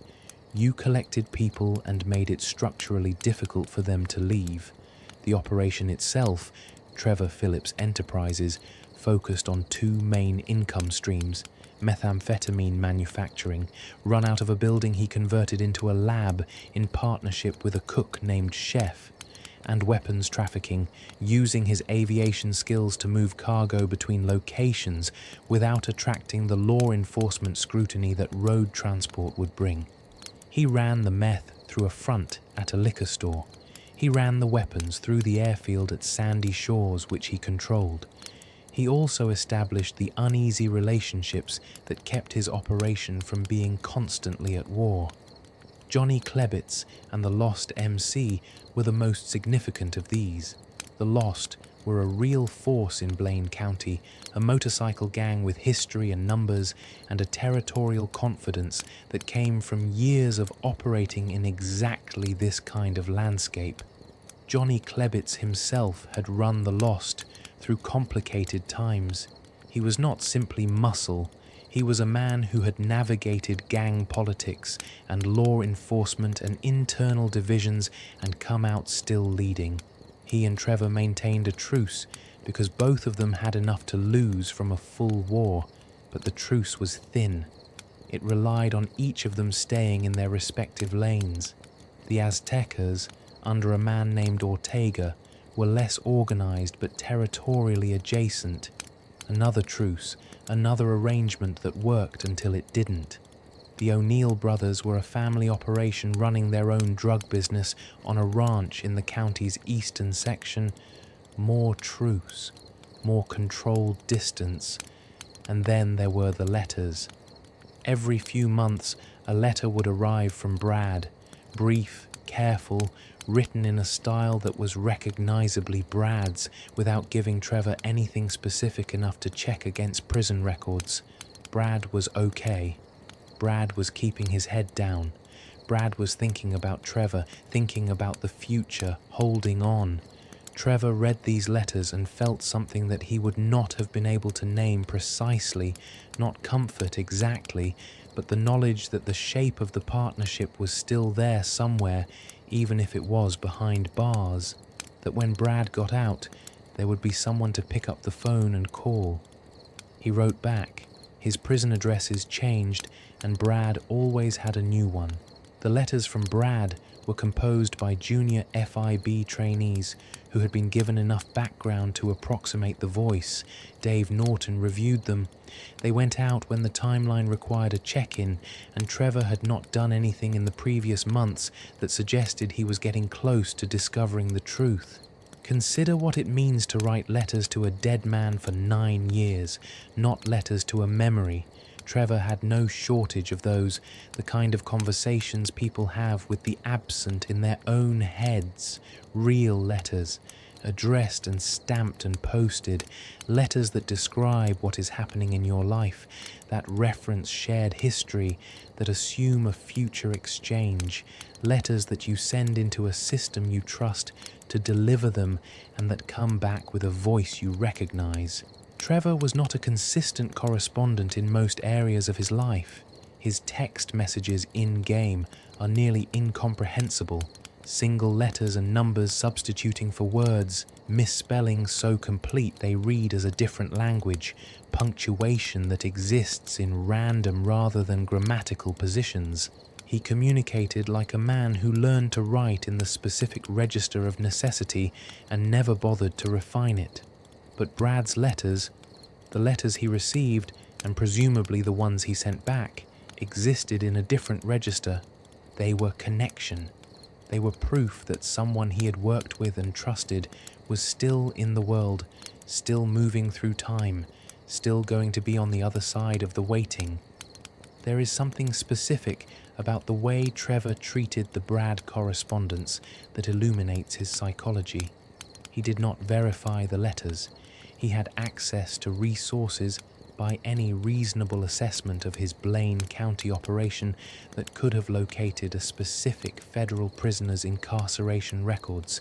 The information was not completely beyond reach. He did not look. This was not naivety. Trevor is not naive. It was something else, the specific choice of a person who has learned that the answers to certain questions cost more than the comfort of not asking them. As long as he did not verify, Brad was alive. As long as Brad was alive, there were still 2 people in the world who had been through Ludendorff and survived it. The verification would have cost him Brad, one way or another. Either Brad was not in prison where the letters said he was, or the letters would stop matching any real record, or the inquiry would eventually reach Dave Norton. He did not look. 9 years of letters. In the early years after Sandy Shores, Trevor also made contact with the altruist cult in the mountains of the Chiliad Mountain State Wilderness. He called them his friends in the mountains. The game suggests this relationship predated the main story by a meaningful amount of time. Trevor was not introduced to the cult during the events of 2013, but already knew them, already had the arrangement in place, already understood what they wanted and what he was willing to provide. What they wanted was people. The cult, a group of aging men and women organized around a set of beliefs about generational hierarchy and the literal nourishment that younger blood could provide, paid Trevor $1,000 per person he brought to their compound in the Chiliad Mountain State Wilderness. The news articles that appear in the game after cult-related missions describe the altruist camp as the site of probable human sacrifice and cannibalism. Trevor's friends in the mountains were, by reasonable interpretation, eating the people he brought them. He knew this on some level. He brought them people anyway. The arrangement is one of the details in Trevor's history that the game places there without comment, expecting the player to absorb it into the larger portrait and decide what to do with it. The most common reading is that it is evidence of Trevor's complete moral flexibility, that there is no category of wrong action he would not participate in if the conditions and the compensation aligned. The more careful reading acknowledges that Trevor's crimes in this area are consistent with his crimes everywhere else. He does not draw distinctions based on the conventional moral categories that most people use to organize their behavior.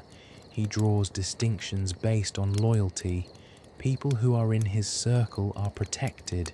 People who are not in his circle are available. The people he brought to the cult were not in his circle. The $1,000 per head was real. By 2013, 9 years into the Sandy Shores operation, 9 years of TPE, 9 years of the Lost MC Truce and the Aztecas arrangement and the O'Neill cold distance and the fake Brad letters, Trevor Philips was 46 years old and living in a trailer that technically belonged to Ron Jakowski. He had never owned a house. This detail appears in the game as something close to a running joke, but it is not actually funny if you consider it alongside everything else. A man who manufactured and distributed drugs from a location he controlled, who took over a strip club and an airfield and various other assets across 2 years of story, who had enough capital at various points to purchase property. This man slept in borrowed spaces. Ron's trailer, Floyd's apartment couch, later the Vanilla Unicorn's back room. The absence of a home in the literal private sense is a specific absence in his biography, one that points to something about how he organized his relationship to place and permanence. The tattoo on his left arm said R.I.P. Michael, 1965 to 2004, brother. He wore it every day for 9 years. Then a television program ran a news segment about a jewel store robbery in Rockford Hills, and a security guard who had been in the store during the robbery quoted one of the thieves. "You forget 1,000 things every day, pal. Make sure this is one of them." She had asked him if he wanted to smoke up. Trevor had pulled on his pants and walked out of the trailer without answering. Not because the offer wasn't interesting, but because the television had said something that was louder than anything else in the room. Ashley Butler was not a complicated figure in Trevor's life. She was someone he was with periodically, a woman whose primary relationship was with someone else, Johnny Klebitz, the lost MC leader with whom Trevor maintained the territorial truce, and whose presence in Trevor's trailer was the exact kind of arrangement that Trevor maintained with most things in his life. He took what was available, and he did not ask for permission. The news segment was about a heist in Rockford Hills, a jewel store large enough to make the local news cycle with some persistence. One of the witnesses was a security guard who had been in the store during the robbery, and the guard was being interviewed, and he said, with the careful self-importance of someone who knows his account is being recorded, that one of the robbers had told him to forget 1,000 things every day and make sure this was one of them. Trevor stopped. The phrase was specific, not a common expression, not something you heard in movies or from the news or from people in bars. It was the particular formulation of a particular man, something Michael said when he wanted someone to understand that the situation they were in was not going to have consequences for them as long as they chose correctly. Trevor had heard it said many times. He had heard Michael say it to guards and hostages and bystanders across a decade of heists. He walked out of the trailer. Behind him, Ashley called something after him. Wade and Ron were nearby, Ron with his permanent low-grade anxiety, Wade with his face paint and his general disconnection from what was happening around him. Johnny Klebitz appeared at the edge of the group. Johnny was angry. He was angry about Ashley. He had come specifically to confront Trevor about Ashley, which was not the first time this had happened, and which Trevor had on previous occasions deflected or ignored or routed around. This time, Trevor's attention was elsewhere. He had just heard something on television that had rearranged the architecture of 9 years of certainty, and Johnny Klebitz, standing in front of him, wanting to have a conversation about a woman, was not something that had space in Trevor's present moment. He kept walking. Johnny followed. Ron and Wade tried to de-escalate. Johnny kept walking. He said something to Trevor's back, then he said something else. There was a brief exchange in which Trevor told Johnny that if it was sex he wanted, Trevor was available, which was not a sincere offer, and Johnny did not take it as one. Johnny started to walk away. He seemed for a moment to be retreating from it. He admitted out loud that he still loved Ashley, that it was the meth talking, that he didn't want to fight. Trevor turned around. He grabbed Johnny by the throat. He threw him to the ground. He broke a beer bottle against Johnny's head and then stamped on him repeatedly in the head until Johnny Klebitz, the protagonist of a previous Grand Theft Auto game, the man who had led the Liberty City chapter of the Lost MC through some of its most volatile years, was dead in the dirt in front of Trevor's trailer in Sandy Shores. It took less than a minute. The gaming significance of this moment is worth dwelling on because it is one of the more deliberate structural choices in GTA 5's narrative design. Johnny Klebitz was not a minor character. He was the playable protagonist of The Lost and Damned, the 2009 expansion to Grand Theft Auto 4, a full character arc, a story with its own emotional weight, a man who had been through his own complicated journey and survived it. When Trevor Philips stamps on his skull in the dirt in what is, for first-time players of GTA 5, the first or second mission of the game, the effect is immediate and cold. Nothing in GTA is permanent. The protagonist cannot die in a meaningful story sense. Missions can be retried. The same helicopter can be crashed 5 times, but Johnny Klebitz dies once and does not come back, and the game is designed to make you understand this quickly. He was a protagonist. He is gone. The man who killed him is who you are playing now. This is Trevor's introduction to the world, effectively. Before you have seen him do anything else, you have seen him kill a man who survived a whole game's worth of impossible situations, killed him in under a minute, in a rage triggered by something that had nothing to do with Johnny, in front of witnesses who could not stop him and did not try. The implicit message is precise. This is not a safe protagonist. Whatever rules the previous game established about what a protagonist can and cannot do, those rules do not apply here.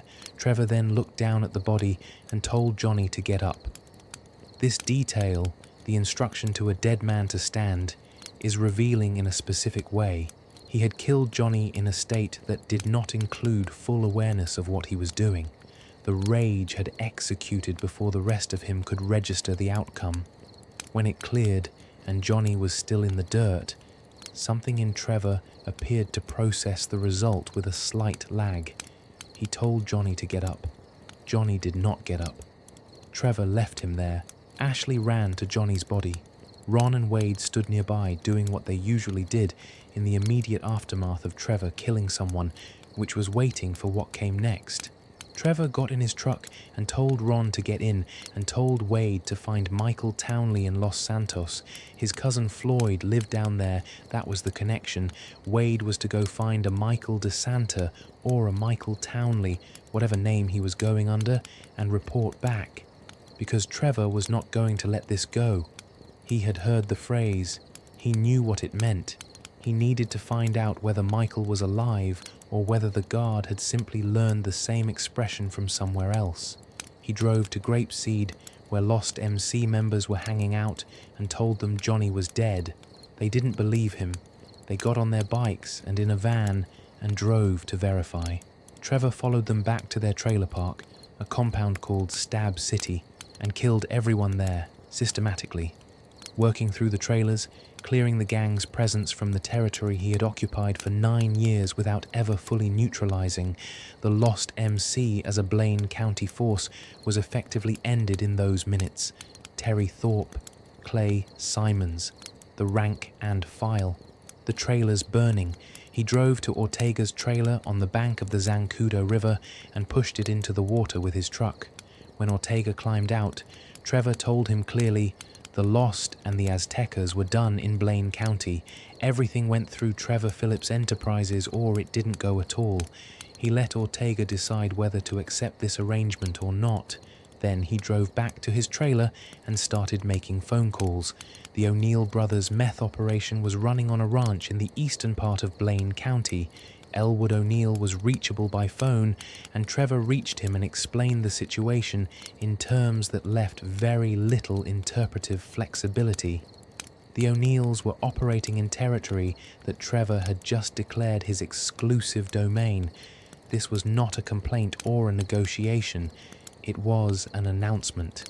What Elwood did with the announcement was, technically, his choice. Elwood sent his brothers to defend the ranch. Trevor drove to the ranch, found a gas trail he could use, and lit the place on fire.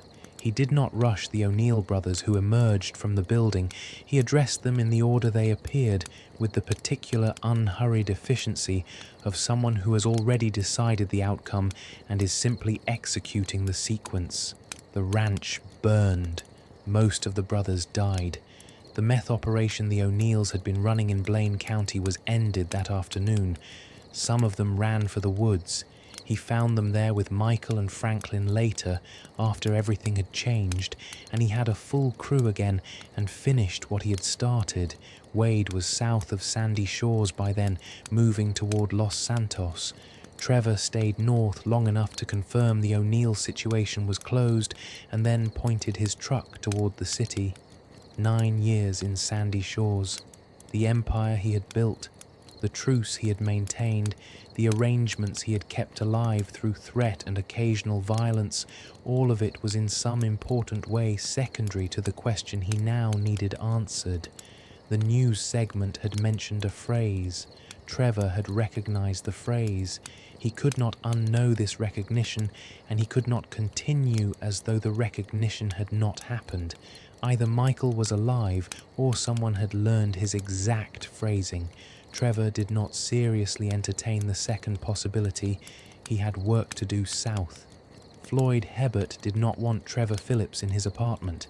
This is an important starting point for understanding the next phase of the story. Floyd was Wade's cousin, not a criminal, not a gang member, just a man with a job and a fiancée and a Vespucci Beach apartment that had a view and not much else going for it. He was mild. He was intimidatable. He was exactly the kind of person who ends up housing someone like Trevor because the social calculus of saying no to someone like Trevor is more frightening than saying yes, and so the yes comes out of the mouth even though everything in the body is objecting. Wade brought Trevor south to Los Santos. Trevor moved into Floyd's apartment. Floyd slept on the couch. This arrangement lasted longer than Floyd wanted it to and ended in the worst possible way, but that part comes later. In the immediate term, the apartment became the base of operations for what Trevor had driven hundreds of miles to achieve. The apartment itself was, by Floyd's standards, decent.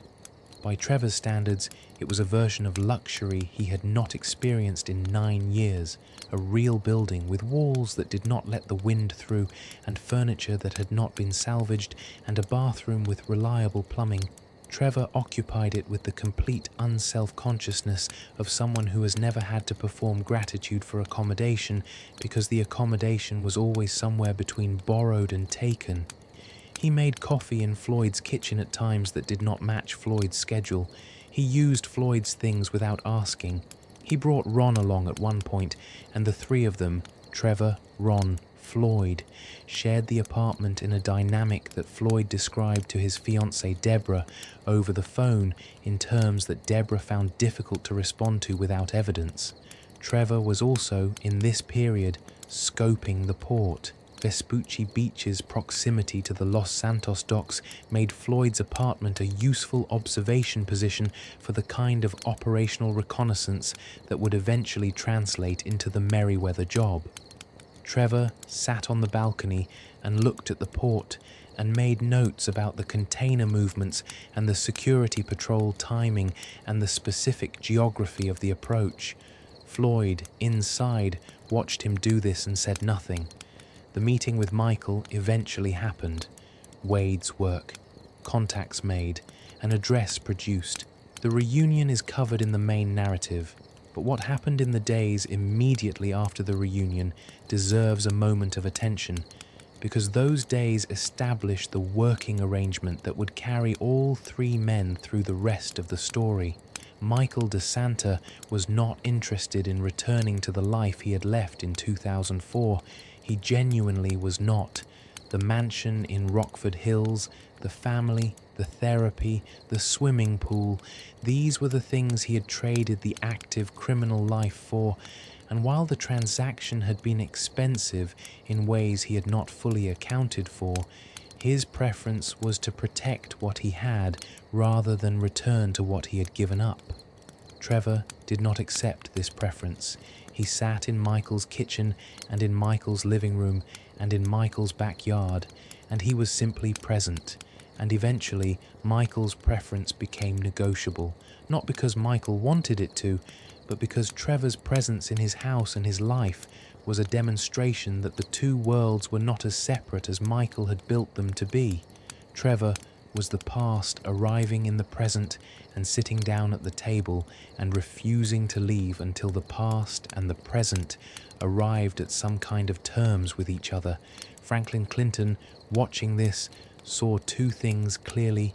He saw that the history between Michael and Trevor was real and complicated in ways that would eventually require him to make a choice. And he saw that the combination of what all three of them could do, Michael's experience, Trevor's capacity, Franklin's youth and instinct, and the particular advantage of being unknown in certain environments, was something that Lester could work with. Lester saw it too. The FIB jobs came out of Lester's network, and Steve Haynes's leverage and Dave Norton's ongoing management of a situation that had long since spiraled past what he had originally arranged with Michael in 2004. They had no clean exit from the FIB work. They did it. They did it under conditions that Trevor found more objectionable than most of the actual criminal work, because the FIB work was the state using them for institutional ends that served the state rather than any coherent justice. Trevor had a principled position on this that he never fully articulated but consistently acted on. He would work for money. He would work for loyalty. He would not work for bureaucrats who treated him as a resource to be managed.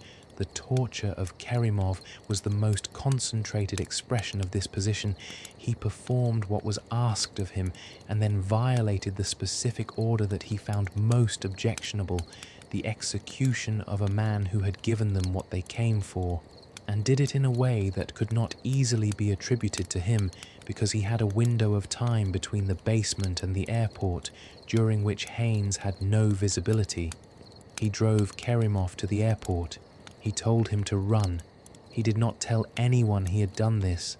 Michael DeSanta lived in Rockford Hills. He had a house, a real one, not a trailer, a mansion by the standards of most people, with a pool and rooms for his kids, and a marriage that was in various stages of dissolution at any given moment. He had a therapist named Dr. Isaiah Friedlander, who he had been seeing for years and who billed him extensively while providing advice that was largely useless. He had Jimmy, his son, who was in his late teens and had developed the particular kind of entitlement that comes from a comfortable upbringing with an absent father. He had Tracy, his daughter, who wanted to be on a reality show called Fame or Shame and was making decisions that Michael found difficult. He had Amanda, who was increasingly spending time with her tennis instructor. He had a life. And then Wade showed up and said Trevor was looking for him.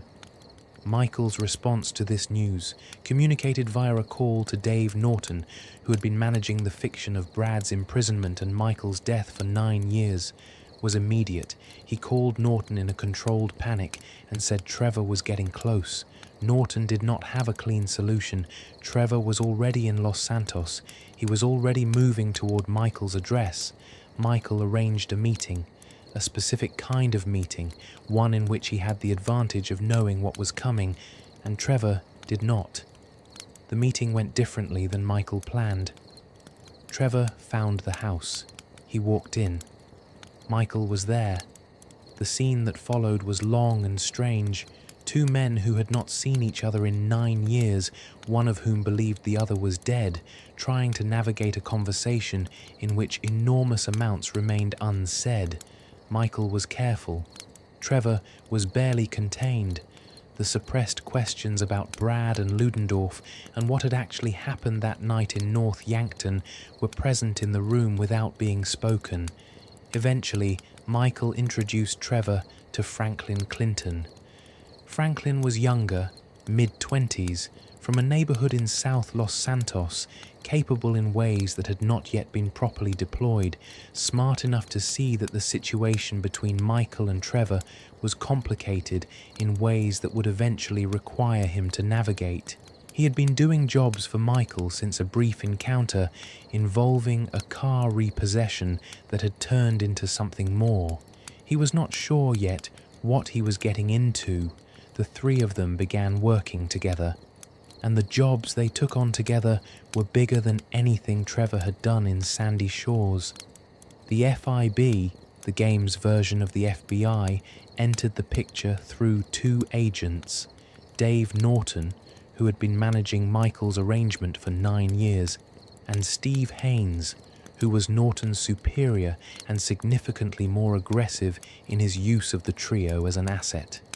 Haynes forced Michael, Trevor, and Franklin into a series of operations designed to benefit the FIB against a rival intelligence agency. They had no real choice about this. The leverage Haynes held was Michael's identity and the secret of what had happened in North Yankton. One of these operations involved retrieving a man named Ferdinand Kerimov, Mr. K, from an IAA holding facility. Trevor flew the extraction helicopter. They got Kerimov out. Then Haynes brought Trevor and Michael back and told them to interrogate Kerimov, specifically to torture him until he gave up the name of a target Haynes needed. The mission is called By the Book in the game. It is one of the most written about sequences in GTA 5, and most of the writing focuses on its content rather than what Trevor says during it. Trevor tortured Kerimov. The tools were on a table and the player chose from them. It was not comfortable to play, but the thing that the torture sequence eventually reveals is not Trevor's capacity for violence that has been established in the first hour of the game, but something else entirely. When Haynes orders Trevor to kill Kerimov after getting the information, Trevor refuses. He drives Kerimov to the Los Santos airport instead. In the car, he delivers a monologue. "Tortures for the torturer," he told Kerimov, or the guy giving the orders to the torturer. "You torture for the good times. We should admit that. It's useless as a means of getting information." He drove Kerimov to the terminal. He told him to run. He let him go. This is the moment in the game that most clearly illustrates the gap between Trevor's violence and the violence that the state, through Haynes, was trying to use him for. Trevor will hurt people. He will do it with gusto and without remorse in most cases. But there is a category of institutional violence, violence deployed cynically for power rather than for any coherent goal, that Trevor finds genuinely contemptible. He performed the torture because he had no leverage to refuse. He released Kerimov because he had the leverage to do that. Haynes never found out. During this period, Trevor also became involved in a situation that produced the most unexpected emotion in his entire character arc, working a job for Michael that involved killing a man named Javier Madrazo, the cousin of drug lord Martin Madrazo, who wanted his cousin eliminated before a trial. Trevor ended up at Madrazo's home and encountered Madrazo's wife, Patricia. Martin Madrazo was not kind to Patricia. Trevor watched their interaction for a brief time and found it intolerable. He took Patricia with him, not as a hostage in the way the game technically frames it, as leverage against Madrazo for a payment dispute, but because Trevor, watching a man treat his wife with contempt, could not leave her there. What followed was several weeks of Trevor, Michael, and Patricia hiding in Trevor's Sandy Shores trailer while the Madrazo cartel hunted for them. Patricia was not a prisoner in any meaningful sense during this time. She cooked. She expressed opinions. She slapped Trevor on the cheek once when she caught him inhaling gasoline fumes, and Trevor apologized to her, which is not something Trevor did under normal circumstances. She slapped him, and he said sorry. Michael laughed about it from a distance. Trevor fell in love with Patricia Madrazo. This is the only clear romantic attachment in his adult life, the only instance in which the character who approaches all human connection through the lens of need and possession shows something that more closely resembles genuine care for another person's well-being. When he returned Patricia to Madrazo at the end of the period, he threatened Madrazo directly. Treat her badly, and Trevor would come back. Patricia's number stayed in Trevor's phone. The period of working with Michael and Franklin was not simple. Nothing involving Trevor and Michael ever was. The reunion that Trevor had wanted, in some part of himself, for 9 years, the restoration of the partnership, the proof that the shape of his life before Ludendorff was not entirely past, was happening under conditions that made it impossible to simply be what it was. They were being used by the FIB. They were operating under Steve Haynes's leverage. The past was unresolved between them, and the present was complicated, and the future was unclear. But they worked together, and the working together produced moments that were not just professional. There is a scene in the game during the Paleto Bay bank heist setup where Trevor is talking to Michael in a diner, and he says offhandedly that he misses Brad.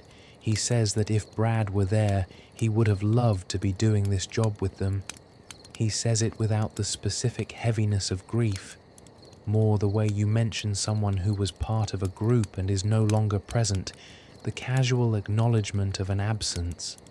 Michael, sitting across from him, knowing that Brad is in a grave in North Yankton, says something non-committal. Trevor does not notice. He is already thinking about the next part of the job. This is the cruelest sustained beat in the entire game. Michael knew the truth for 9 years. He sat across from Trevor and nodded while Trevor mentioned Brad. He made calls to Norton when Trevor got too close to figuring it out. He kept the fiction alive because the fiction was the only thing standing between them and the conversation that would end in at least one of them shooting the other. He kept telling himself he had no choice. Maybe he didn't. The Paleto Bay job itself, hitting the Blaine County Savings Bank to fund the FIB operations Haynes required, was one of the most overtly loud heists in the story. The three of them went in, took the money, and came out into a full military response. Not police, military. The FIB operation they were funding was significant enough that the military had been tasked to respond. They walked out of that bank, shooting their way through soldiers in a sustained firefight that lasted long enough to become one of the most remembered sequences in the game. Trevor wore heavy armor for this job. He walked through the military response with the same general attitude he brought to most things, a preference for directness over subtlety, a willingness to absorb impact in exchange for getting to the other side of the problem quickly. They made it out. That was, for Trevor, the baseline. You make it out, you keep going. The specific circumstances of how you make it out are secondary to the fact of making it. It was not a suspicion that built slowly. It arrived the way most realizations arrive for Trevor, suddenly from a specific detail that snagged on something. In this case, it was Brad. A comment, something Michael said or avoided saying about Brad during one of the conversations that accumulated during their time working together again. Something in the way Michael changed the subject. Something that did not fit. Trevor had been writing to Brad for 9 years. He had received letters back at intervals that felt right. He had taken these letters as evidence of an ongoing relationship with someone he trusted, and the silence was Brad's situation. Prison limits contact, prison limits everything, and the occasional letter was the proof that the thread was still there. But the thread had a particular texture to it, and when Trevor started pulling at a loose end, the texture changed. He bought an airline ticket to North Yankton. He told Michael he was going. Michael's response to this was not casual. He called Norton. He called in a panic. The controlled panic of a man who has spent 9 years managing a fiction that was always going to unravel eventually and is now watching it begin. Norton had no clean move. Trevor was already moving. Michael got on a plane to North Yankton to try to intercept him before he reached the cemetery. He did not make it in time. Trevor arrived at the Ludendorff church and cemetery first. The headstone with Michael Townley's name on it had been standing in the snow for 9 years. Trevor stood in front of it and looked at it for a moment. Then he picked up a shovel from nearby and he started digging. Michael arrived at the church. He tried to talk Trevor out of it. The grave, Michael said, was empty. Nothing in it, just dirt and a box. Trevor kept digging. The box was not empty. Trevor reached it and opened it. Inside were the remains of Brad Snyder, decomposed, 9 years gone, unmistakably there. Not Michael Townley, not nothing. Brad. Michael stood back and let the realization complete itself. He explained what had happened then, not the full architecture of it, not right there in the North Yankton snow with the coffin open, but enough. Brad had been shot that night by Norton. Brad had died. Michael had survived and made the deal with Norton that he had been keeping quiet for 9 years. Brad's body had been placed in Michael's grave to provide a corpse. The letters Trevor had been receiving were not from Brad. They never had been. Trevor had mourned Michael for 9 years. He had tattooed his arm and believed the letters from Brad and told himself the story of that night in North Yankton in the way you tell yourself stories when the alternative explanation is too large to hold. He had built 9 years of life in the desert on the foundation of facts that were constructed for him by a corrupt federal agent. He pointed a gun at Michael. Michael pointed one back. This was the moment the triads arrived. Wei Cheng's people had been tracking Trevor across state lines because of a failed business arrangement in Blaine County that had gone sideways when Trevor's rival gang connections had complicated the deal. They came into the cemetery guns out, and in the chaos that followed, Trevor made it back to his truck and drove to the airfield, leaving Michael to deal with them. The triads, believing Michael to be Trevor's most important person, captured Michael to use as leverage. Trevor flew south. He did not come back for Michael right away. He told himself and told Franklin that Michael had gotten himself into this and could get himself out. That Michael was not his problem, that the 9 years of fake grief and fake letters and Brad's body in a box under a headstone with the wrong name, that was what Michael deserved. He said he would kill Michael. He said it out loud, multiple times. He meant it, or he thought he meant it. which for Trevor was often the same thing. But the thing about Trevor's relationship to violence is that it was not actually indiscriminate, no matter how it looked from the outside. He killed people who threatened him, or who were in his way, or who he decided needed to be killed for reasons that made sense inside his particular logic. Michael was not in those categories. Michael was the person he had mourned for 9 years. Michael was the person he had tattooed on his arm. The rage at Michael's betrayal was enormous and real, but underneath it was the 9 years of grief that the rage was covering, and Trevor did not have a clean way to separate them. He kept Michael alive in his mind as a target. He kept working with him anyway, because he needed Michael for the one last job. But there was something else, something harder to name than strategy. Trevor was not built to exist entirely without Michael. This is not a sentiment the game states directly. It is something you see in the accumulation of small moments after Ludendorff.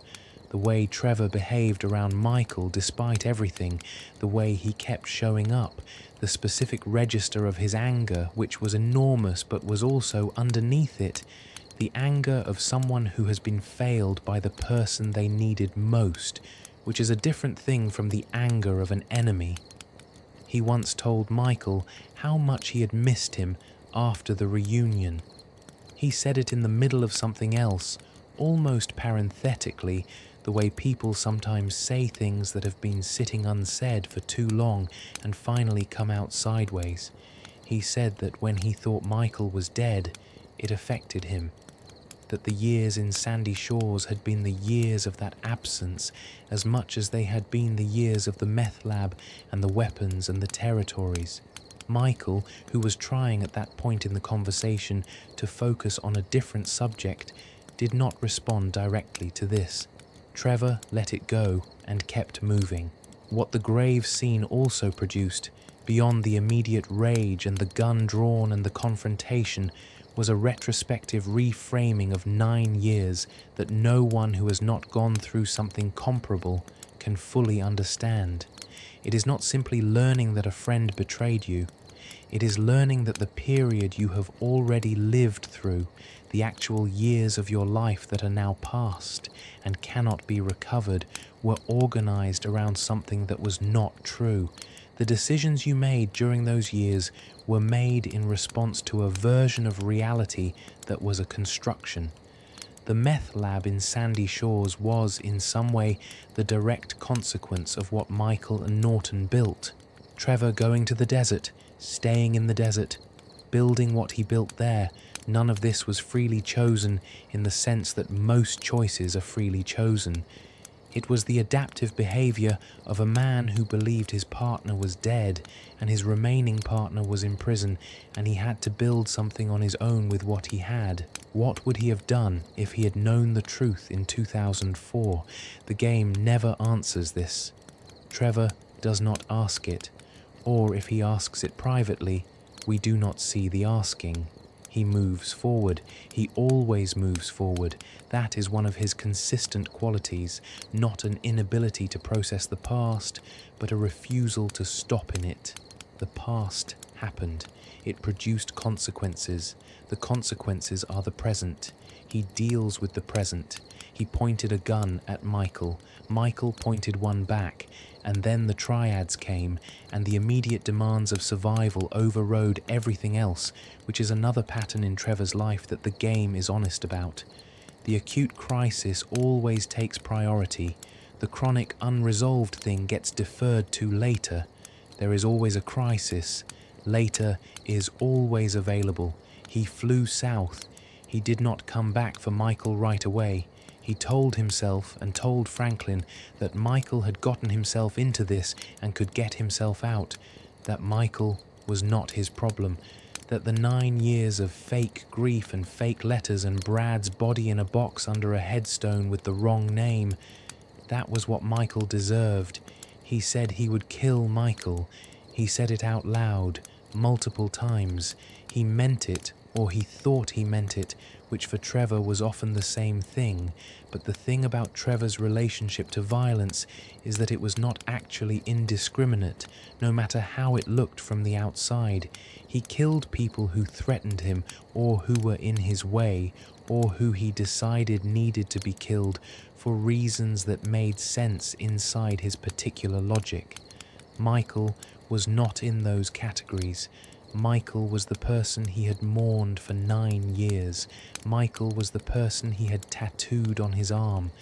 The rage at Michael's betrayal was enormous and real, but underneath it was the 9 years of grief that the rage was covering, and Trevor did not have a clean way to separate them. He kept Michael alive in his mind as a target. He kept working with him anyway, and he kept Michael's number in his phone. The return to Los Santos came after Patricia was returned to Martin Madrazo, and the heat from the Madrazo cartel faded enough to make the city navigable again. Trevor went back to Floyd's apartment. Floyd had been alone in it for weeks while Trevor was in hiding, long enough to redecorate slightly, to restore something of the domestic order that Trevor's presence had destroyed, to settle back into the life he had before a man who lived in a trailer park in the desert came south and annexed his home. Floyd had a fiancée named Deborah, who traveled for work and was expected back. Deborah came back. The scene that followed is not shown directly by the game. The camera stays outside the apartment. You hear raised voices. Then a door opens and Trevor walks out covered in blood, and he encounters Wade coming to visit Floyd, and Trevor tells Wade that Floyd and Deborah have mysteriously disappeared and probably will not be coming back, and would Wade like to come with him to a strip club instead. The strip club was the Vanilla Unicorn on Elgin Avenue in Strawberry. The Vanilla Unicorn had a manager named Leon. Leon ran it with the confidence of a man who believed his establishment was protected by enough connections and cash flow to keep it secure. He was wrong about this. Trevor walked into the office and killed Leon off screen and took the club over, and that was how the Vanilla Unicorn became one of Trevor's assets. Wade moved in. Trevor set him up with a string of continuous lap dances that kept him occupied and, more importantly, kept him away from the question of where Floyd was and why Floyd was not around anymore. This arrangement held. Trevor kept Deborah's teddy bear, Mr. Raspberry Jam. He had lived with the bear in Floyd's apartment for several weeks, and the relationship between Trevor and Mr. Raspberry Jam had been, by the time Deborah returned and found it, a complicated one. Floyd had pleaded with Trevor about the bear multiple times. Trevor had dressed it in a pair of Deborah's underwear, removed one of its eyes, and left evidence near it that suggested uses for the bear that Floyd found deeply disturbing. After Floyd and Deborah died, the bear went onto the front grille of Trevor's Canis Bodie, mounted there like a trophy or a mascot or a reminder of something. It stayed there. The gold was Lester's idea. Lester Crest, who had been running operational support for Michael and Franklin since the game began, nervous and brilliant, his body not built for fieldwork, but his mind built for exactly this, had identified a target. The Union Depository was the largest financial repository in San Andreas, a facility holding gold reserves of a scale that justified the scale of the operation required to take it. Lester had been working on a viable approach for years. The question had always been whether he had the crew to execute it. He had the crew now: Michael, Trevor, Franklin, a support team of additional hands assembled by Lester through his networks. 2 approaches, a subtle one involving a deeper cover infiltration and an aggressive one involving a more direct extraction under cover of a gold bullion transporter heist. Trevor, characteristically, was more useful in the aggressive approach, but both approaches led to the same result. They took the gold. The Union Depository heist is the largest single criminal operation in GTA 5 and, by extension, in Trevor Phillips's career. The preparation alone, the multiple setup missions, The crew coordination, the two separate approach options Lester had developed, represented more organized effort than anything Trevor had attempted in Sandy Shores or in the decade of heists with Michael before Ludendorff. The operation required all three of them to be at their best simultaneously, which was complicated by the fact that Trevor had spent the preceding months oscillating between actively planning to murder Michael and actively working with him.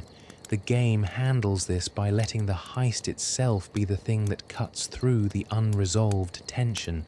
When the operation begins, there is no space for the grievances between them. The job requires the job. Trevor flies what needs flying, shoots what needs shooting, moves through the sequence with the practiced efficiency of someone who has been doing this for decades. Michael does the same, Franklin does the same, and when the gold is loaded and the escape is clean and the money is in the accounts, something has shifted between the three of them that was not there before.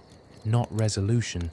There are still too many unresolved things for resolution, but the shared experience of executing something this large together creates a specific kind of evidence that the thing they had been building across the months of FIB jobs and Patricia's kidnapping and the Paleto robbery and the North Yankton confrontation was real, that it worked, that the three of them, as a crew, were the best version of what any of them had access to.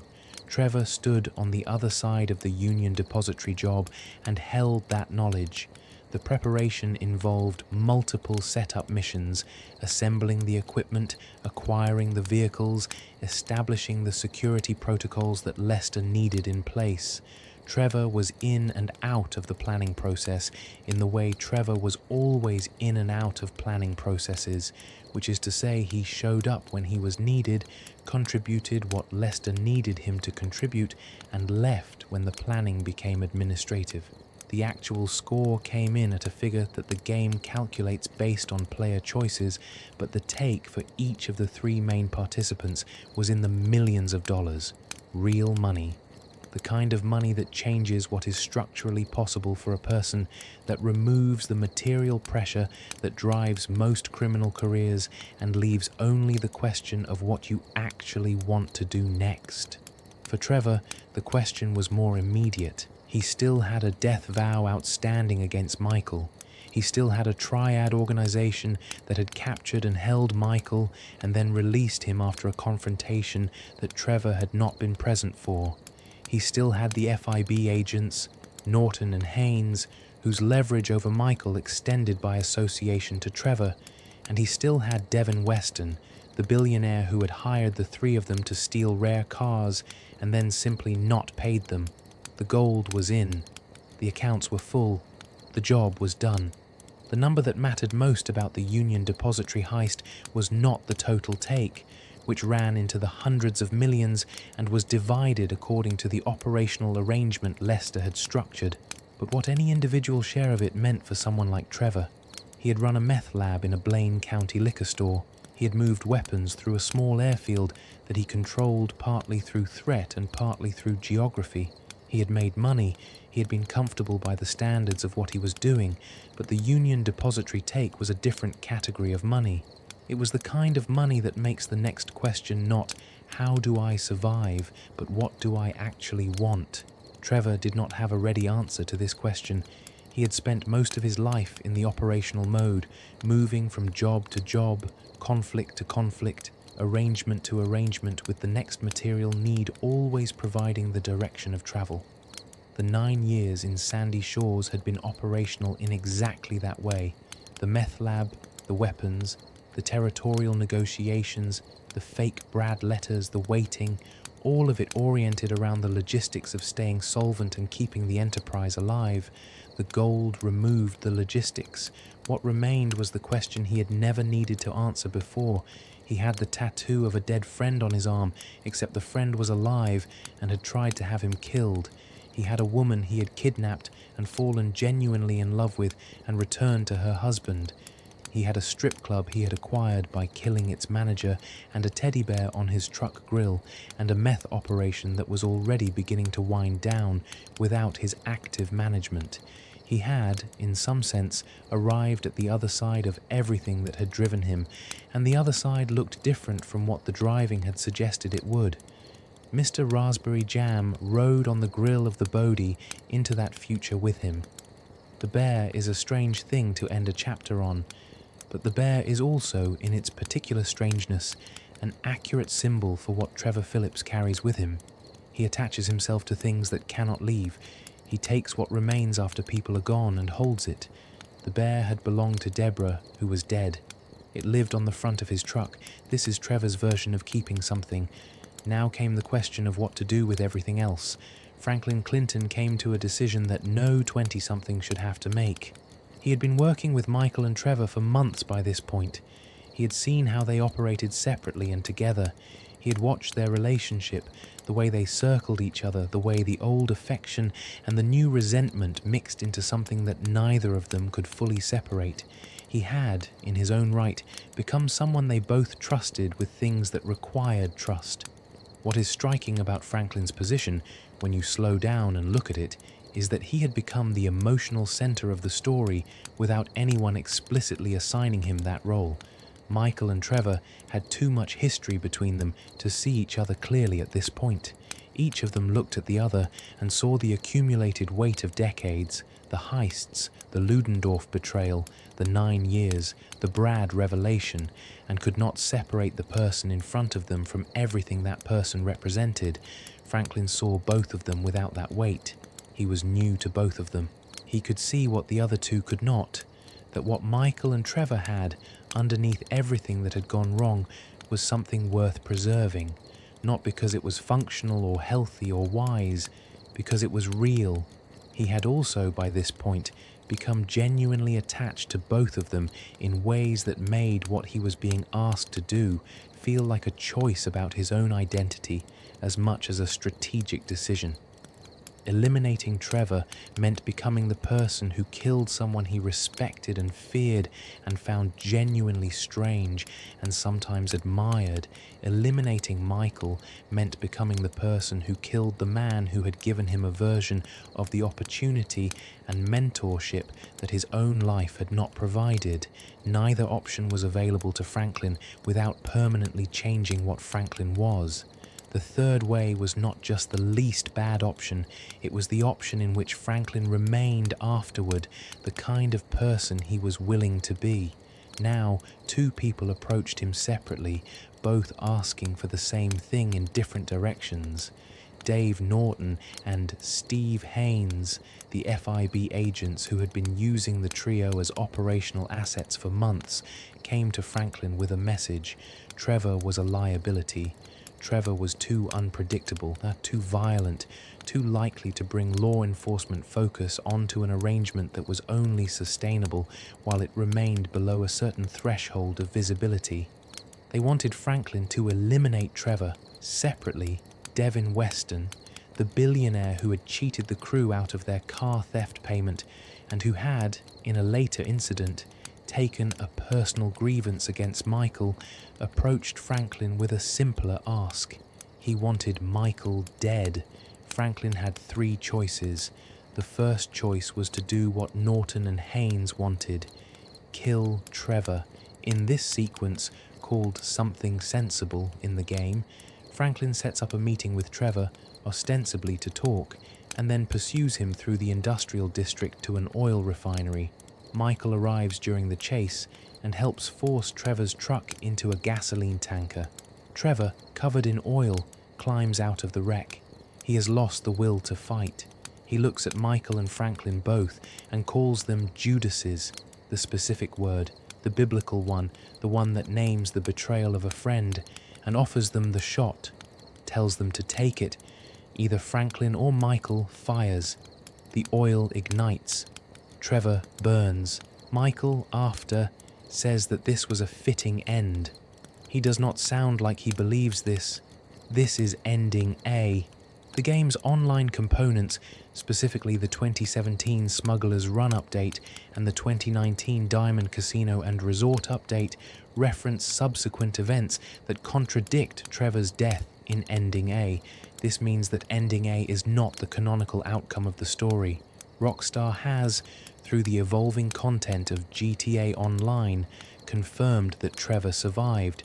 The second choice was to do what Devin Weston wanted: kill Michael. In this sequence, called The Time's Come, Franklin calls Trevor to help him corner Michael. Trevor refuses. He tells Franklin he is done working with people who betray each other and cuts ties with him. If Franklin and Trevor cross paths after this, Trevor treats him as an enemy who killed his friend. Trevor receives a call from Michael's son Jimmy, who needs someone, and turns to Trevor because he does not know what else to do.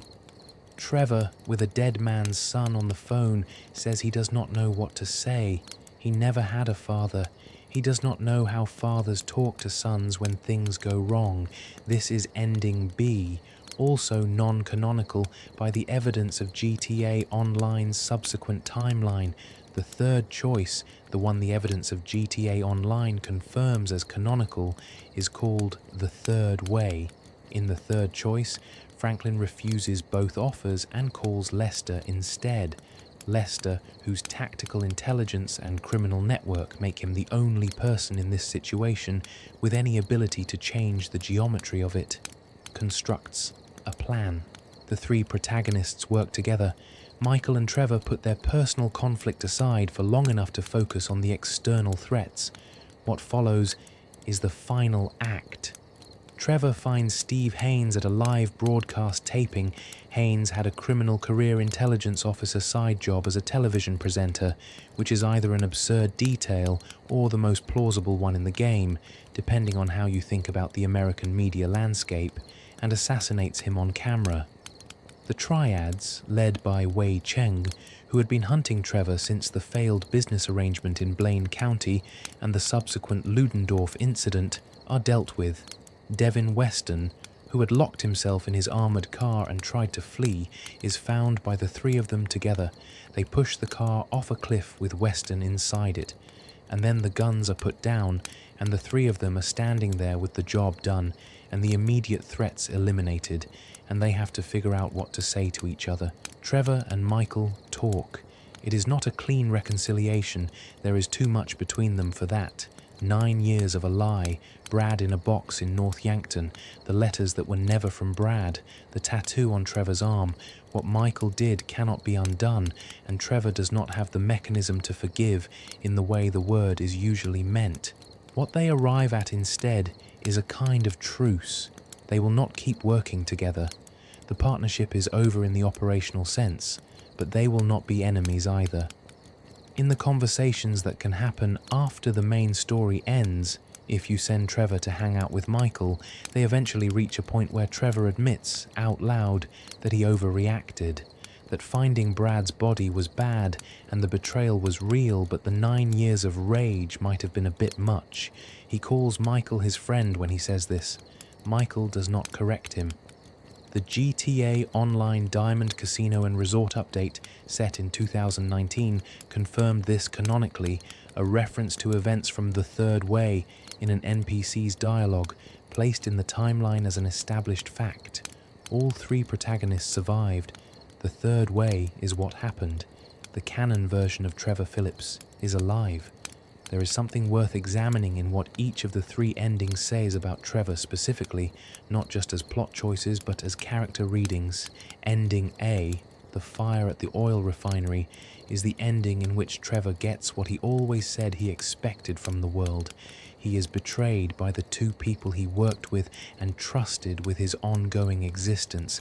He ends up covered in gasoline, surrounded by the men who were supposed to be with him. He calls them Judases. He does not fight back. He says, essentially, go ahead.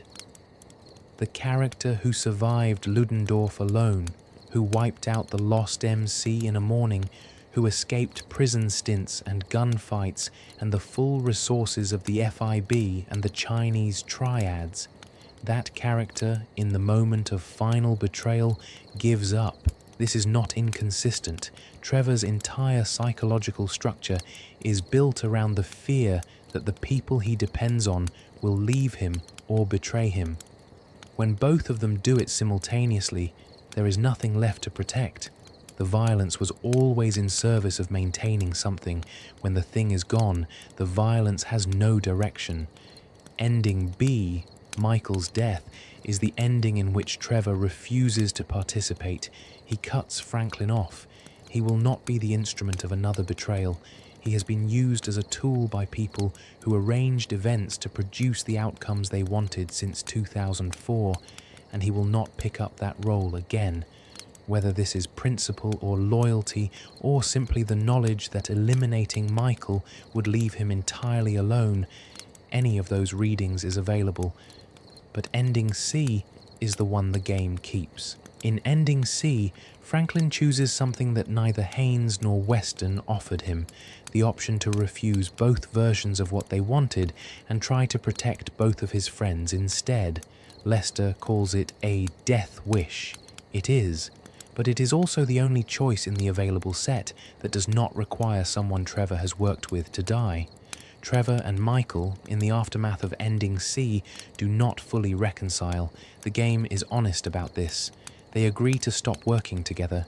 They agree to remain something to each other, allies maybe, or the particular relationship that has no clean category name that describes two people who have been through enough together that the relationship cannot be simply ended, even when it has been badly damaged.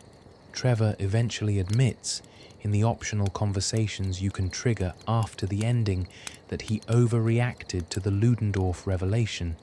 He says it plainly. The betrayal was real, and what Michael did was not defensible. But 9 years of rage and a death vow and the sustained fury of the months after North Yankton, he could have handled the response differently. This is the closest Trevor Philips comes to self-reflection in the game. Not apology, not forgiveness offered, just the quiet acknowledgement, delivered without drama, that the scale of his response may have exceeded the requirements of the situation. He says it, he means it, and then he moves on.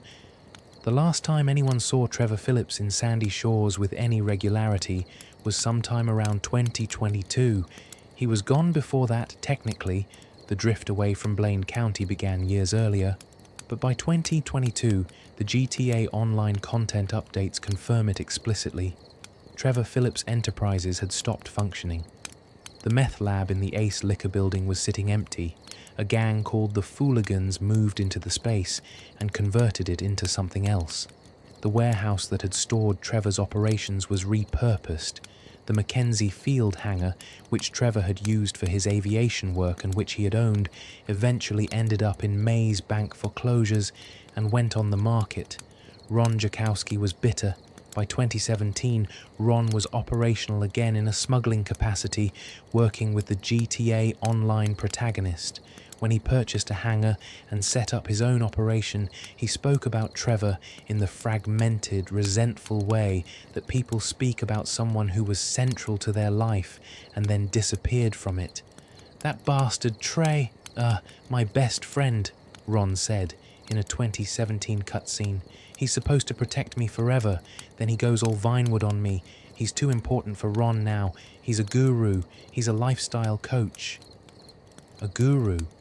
A lifestyle coach?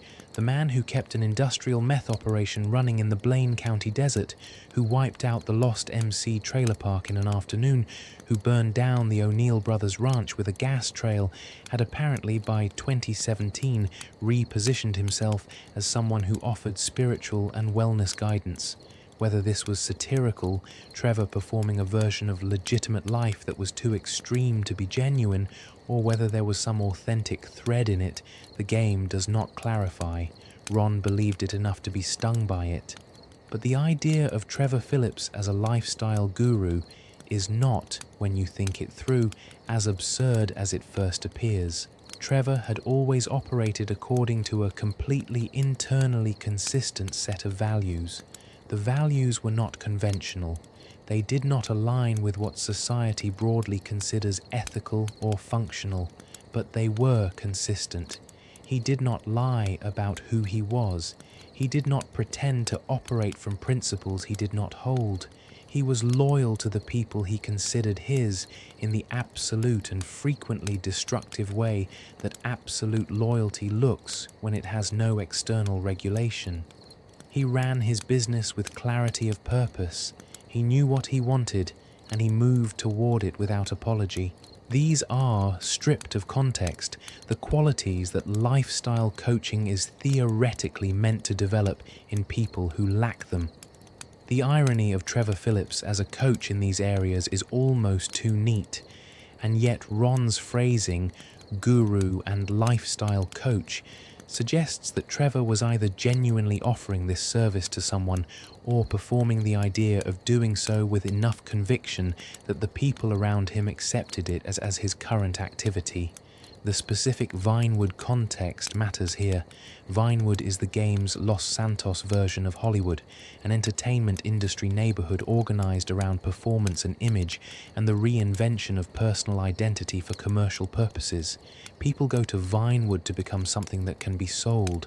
Trevor's apparent drift in that direction, away from Blaine County, away from sandy shores, away from the operational criminal life, towards something with a Vinewood-adjacent label, is consistent with the broader post-story arc of a man who arrived at a point where the engine that had been running him simply stopped having the same fuel. The meth lab did not need him anymore. The weapons trafficking did not need him anymore. The Union Depository gold had made him materially secure in a way that the TPE operation never had. He had ended all his Blaine County conflicts, neutralized his principal enemies, and reached the closest approximation of resolution that his relationship with Michael was ever going to achieve. When the thing that has been driving you stops requiring you to drive it, you have to find something else. Trevor found Vinewood. Ron, who had spent years as the closest thing to a permanent companion Trevor Philips had ever maintained, was not taken with him. He was left in Blaine County with his paranoia and his hangar operation and the accumulated resentment of a man who had been told he was essential and then quietly deprioritized. Ron's voice in the 2017 Smuggler's Run content carries a bitterness that is specific and recognizable, the bitterness of someone who was promised protection and partnership and received instead a gradual withdrawal and eventual absence without formal acknowledgement. Trevor did not call. He did not write. He had simply, at some point, stopped being present in the life he had shared with Ron for 9 years. This is consistent. This is, in fact, the Trevor Philips pattern applied to Ron, the attachment that seemed absolute, the presence that seemed permanent, and then the gap where both of those things used to be. What Trevor did to Ron was a quieter version of what Michael did to Trevor. Not a dramatic betrayal, but a drift into a life that had no room for the person who had been there before. Whether Trevor recognized this parallel is not something the game addresses. Patricia Madrazo appears again in the story in 2020. During the GTA Online Cayo Perico heist update, a set of documents called the Madrazo Files is recovered from the island compound of a cartel boss named El Rubio. Inside those files is a photograph. The photograph is of Trevor Philips and Patricia Madrazo together in a context that confirms what the game had suggested since Derailed, that the relationship between them, which began as a kidnapping and evolved into something that looked remarkably like mutual affection, had continued after he returned her to Martin Madrazo's household. They had an affair. The man who kidnapped her, the man who threatened her husband, the man whose idea of romance was built on dependency and fear in every other relationship he had. This man was photographed with Patricia Madrazo in a manner that suggested they had maintained contact for years after the circumstances that brought them together. It is the single most unexpected confirmation in Trevor's post-story arc. Franklin Clinton opened an agency in 2021. The contract update depicts this: F. Clinton and Partner, a celebrity solutions business. Security guard dialogue in that update mentions a previous visitor who had come by to see Franklin, described as a crazy dude, dressed like a hobo, really on edge, who had insisted he and Mr. Clinton used to work together and had gotten very angry when told Franklin was unavailable. The guard had to physically prevent this visitor from defecating on the desk. Trevor had tried to visit Franklin. He had been turned away. The Sandy Shores trailer does not appear in any GTA Online content to have new occupants. What the 2023 Bottom Dollar Bounties update adds to the lore is stranger, a report from a paranormal investigation crew documenting photographic evidence of a ghost seen at the location of Trevor's former home. The ghost appeared to match the description of Johnny Klebitz, the man Trevor killed in the dirt in front of that trailer in the opening minutes of his story in 2013. The ghost of a man Trevor stomped to death was 10 years later, haunting the property where it happened. Whether you read this as Rockstar having dark fun with the mythology they've built, or as something more deliberate about the traces a violent life leaves on the places it passes through, it is an uncomfortable addition to the record. There is one more piece of the Post's story to account for. It requires going backward slightly to the period after GTA 5 shipped in 2013, when Rockstar was planning what came next for the franchise. They had 3 protagonists and a world that players had fallen in love with. The natural move was story DLC, additional narrative content that continued the lives of Michael, Franklin and Trevor. Rockstar announced this as a plan. 3 expansions were reportedly in development, one built around Michael, one around Franklin and one around Trevor. The Trevor DLC was called Agent Trevor in its internal documents. The version that Stephen Ogg described in a 2024 Streamily Q&A with Ned Luke and Sean Fontano was a James Bond-style espionage story. Trevor would go undercover for the FIB. He would work as a covert operative. He would be, in Ogg's words, still kind of a fleshed up, but doing his best to pretend to be like a secret agent. The finale would have involved Trevor somehow ending up in outer space. Ogg confirmed that performance capture for this DLC had already begun. They'd gone into the studio, they'd shot scenes, then Rockstar went quiet. GTA Online was generating revenue that exceeded the most optimistic forecasts. Every month brought new content and new player spending, and the economic calculation was straightforward. Development resources devoted to single-player DLC were development resources not devoted to online content. The DLC projects were cancelled. Space finale never happened. Agent Trevor never launched. The performance capture footage went into a server somewhere and stayed there. The scrapped DLC has since been confirmed from other sources. Former Rockstar serial killer artist named Joseph Rubino, interviewed in 2024, said the Agent Trevor expansion was approximately 50% complete at the time of cancellation. The internal game files, data mined by the community, and then further confirmed by a Rockstar source accordingly, contain mission code names for the expansion, location coordinates for mission starts, references to a vehicle called the Storm, that would have been specific to Agent Trevor before being repurposed for an online heist, and notes about Clifford, an AI character, all because in the Doomsday Heist update, elements from Agent Trevor got folded into online content instead.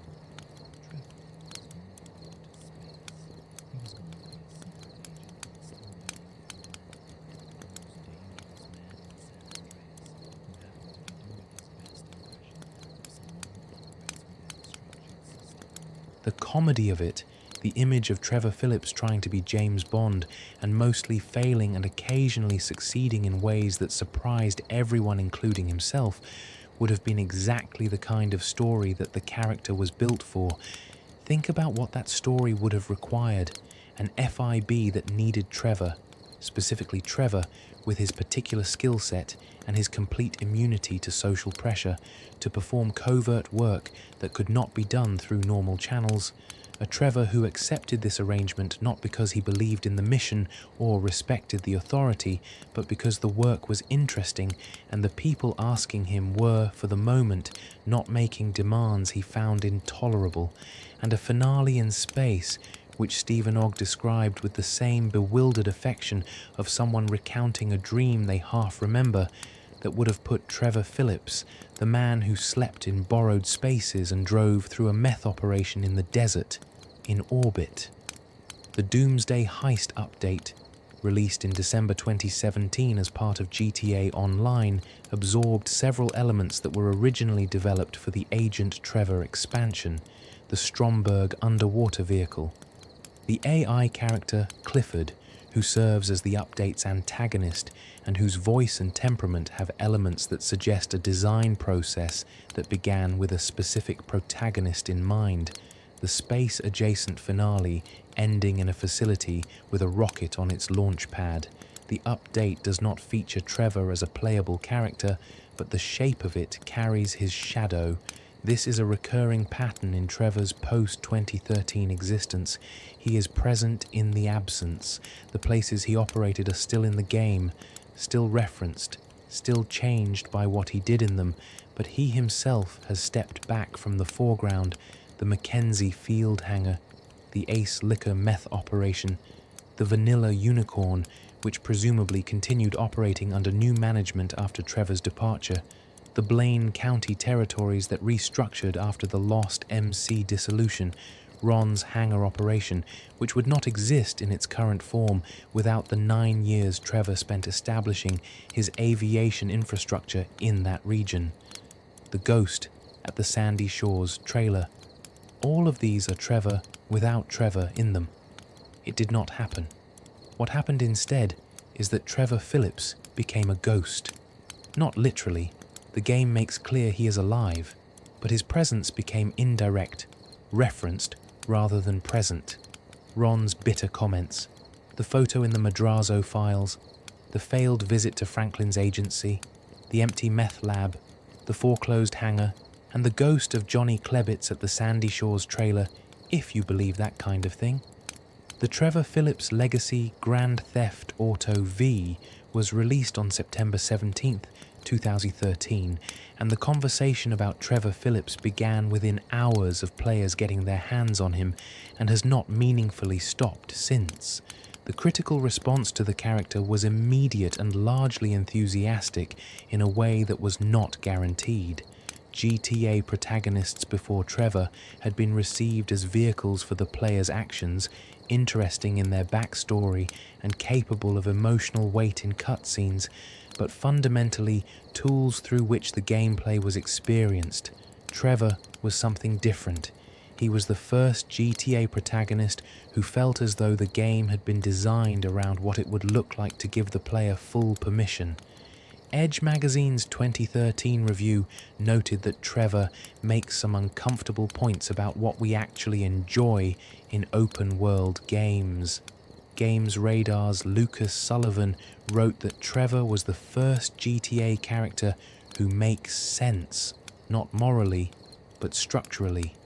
He is a person whose inner life and whose actions in the world are not in contradiction with each other. The violence is not in tension with the character's self-presentation, it is the self-presentation. Andy Corrigan at IGN compared him to Heath Ledger's Joker in the specific quality of existing without apology for what he is. The comparison has been made many times since. It holds in some ways and fails in others. The Joker is an agent of pure chaos, motivated by the desire to demonstrate that order is fragile and illusions are all that separates civilization from the abyss. Trevor is more specific. He is a man with a specific history and specific people he is loyal to and specific things he wants and cannot have in the form he wants them. He is not making a philosophical point. He is trying to hold on to what he has while destroying what threatens it. The Joker wants nothing and wants everything to burn. Trevor wants Michael to be alive and not to have betrayed him, and that want, that very ordinary, very human want, sits underneath everything else. Stephen Ogg's performance earned the character a permanence that extended beyond the game itself. Ogg leveraged the role into subsequent work. Simon in The Walking Dead, a role that carries the same explosive unpredictability with a different surface texture, and Werner Ziegler in Better Call Saul, a quieter and more constrained performance that demonstrates how much range the actor was always bringing to Trevor that the character's surface did not require him to use visibly.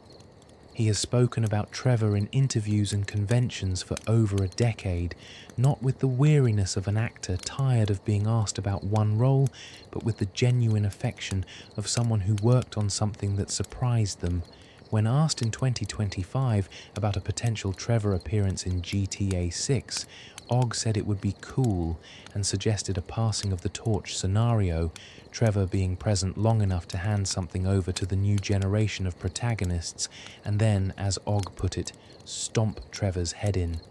The image is entirely consistent. Trevor's last act in the franchise, in this hypothetical, would be to make space for something new by being destroyed in the most physical possible manner. He would probably consider this a fair trade. The community's engagement with the character over the decade plus since his introduction has produced a body of analysis, fan fiction, theory, and visual art that exceeds most fictional characters who have been in existence much longer. The Trevor Philips wiki entry is one of the longest character articles on any gaming wiki. The Reddit communities dedicated to GTA 5 analysis return to him regularly, to the Brad letters, to the Ryan question, to the altruist cult implications, to the 3 endings and what each one means, to the Agent Trevor DLC and what it would have been. People are still pulling at threads. The threads do not all resolve. Some of them, Ryan's death, the mother situation, the cannibalism question, are designed to remain open. Rockstar wrote a character who has enough specific detail to feel real and enough deliberate ambiguity to reward continued examination. This is not accidental. The ambiguity is structural. It is the mechanism by which Trevor Philips stays interesting. There is also a detail, small and available only to players paying close attention to the game's environmental storytelling, that says something about how Rockstar thought about Trevor's place in San Andreas. If you look at Trevor's zodiac sign, which is accessible through in-game profile data, it is Scorpio. Scorpio is the sign associated most commonly with intensity, with obsession, with the refusal to let things go, with transformation through destruction. It is the sign of the person who burns everything down and then, in the ashes, tries to figure out what to build next. It is, among the Western zodiac signs, the one most explicitly associated with the question of what survives when everything else is taken away. Trevor Philips is a Scorpio who burned down the shopping mall where his father abandoned him. He is a Scorpio who tattooed his dead friend's name on his arm and wore it for 9 years. He is a Scorpio who stood in a North Yankton cemetery with a shovel and dug until the truth came up. He burned things and kept going. He destroyed arrangements that did not serve him and built new ones. He lost people and held on to the objects that remained. He loved badly and loyally, and in ways that the people he loved did not always know how to receive. The last confirmed piece of information the GTA Online timeline provides about Trevor Philips is from the Agents of Sabotage update in 2025, which lists the Mackenzie Field hangar as available for purchase through Maze Bank foreclosures. The hangar is not available because Trevor sold it. It is available because Trevor Philips Enterprises no longer exists as a functioning operation, and the assets of a defunct business revert to the processes that handle such things. Trevor Philips Enterprises is gone. Trevor Philips is not gone. He is somewhere. He is probably doing something that would be alarming to the people around him and entirely consistent with the version of himself he has always been. He is probably still in contact with Patricia Madrazo. He's possibly still trying to reach Franklin, who is possibly still not taking his calls. He is somewhere in the hills of San Andreas, or the streets of Vinewood, or the airspace above Blaine County, and wherever he is doing it with the particular completeness of a man who has never learned to do anything halfway. There is a version of Trevor's post-2022 life that the game has not shown us yet, not because it ended, the evidence suggests he is alive, but because the game's attention has moved elsewhere toward the new protagonists and the new territory of GTA Online's expanding world. Trevor exists somewhere off-screen in that world. He is between cutscenes. He is in the gap between the things we are shown. This is where he has always been most dangerous, in the gaps, in the moments between one established arrangement and the next, in the spaces where the rules about what is allowed and what is possible have not yet been written, and Trevor Philips is the first person to arrive and the last to leave. What became of the most dangerous man in San Andreas remains, as of the most recent GTA Online content, officially open. The record goes up to 2025 and then stops. Whatever comes next for Trevor Philips, in the world of the game, in the continuation of his story that GTA 6 may or may not include, he will arrive at it the way he has arrived at everything else, without apology, without a plan that extends further than the immediate problem in front of him. Without anyone's permission, he will be moving. He will still be moving. The Sandy Shores trailer sits quiet now. The meth operation that ran through the Ace Liquor building is gone. The airfield at Mackenzie Field has new ownership. The Stab City compound where the Lost MC used to park their bikes is just land again. The O'Neill brothers' ranch burned down years ago, and whatever grew back there grew back without the people who used to run it. The Vanilla Unicorn operates under management that did not know Trevor Philips and does not miss him. Ron Jakowski runs his own operation and holds his bitterness carefully, the way you hold something that might still hurt you if you squeeze too hard. And somewhere in that constellation of the places he passed through and the people he affected and the things he left behind when he moved on, somewhere in that geography, Trevor Philips is still out there. He always was. Who was Trevor Philips? The question opened this story. It deserves something at the end, even if the answer remains incomplete. He was a man born into circumstances that were not chosen and that did not give him much to work with in terms of templates for being a person who functions within the world as other people experience it. He was a man who wanted to fly and was rejected, who committed his first crime when other options had closed, who met someone he trusted and built a partnership that worked, until the person he trusted decided that Trevor was incompatible with the life he wanted. He was a man who mourned that person for 9 years and then found out the grief was built on a lie. He was a man who fell in love once, genuinely, with a woman named Patricia Madrazo, who slapped him when he inhaled gasoline fumes and who he apparently kept in his life for years after the circumstances that brought them together ended.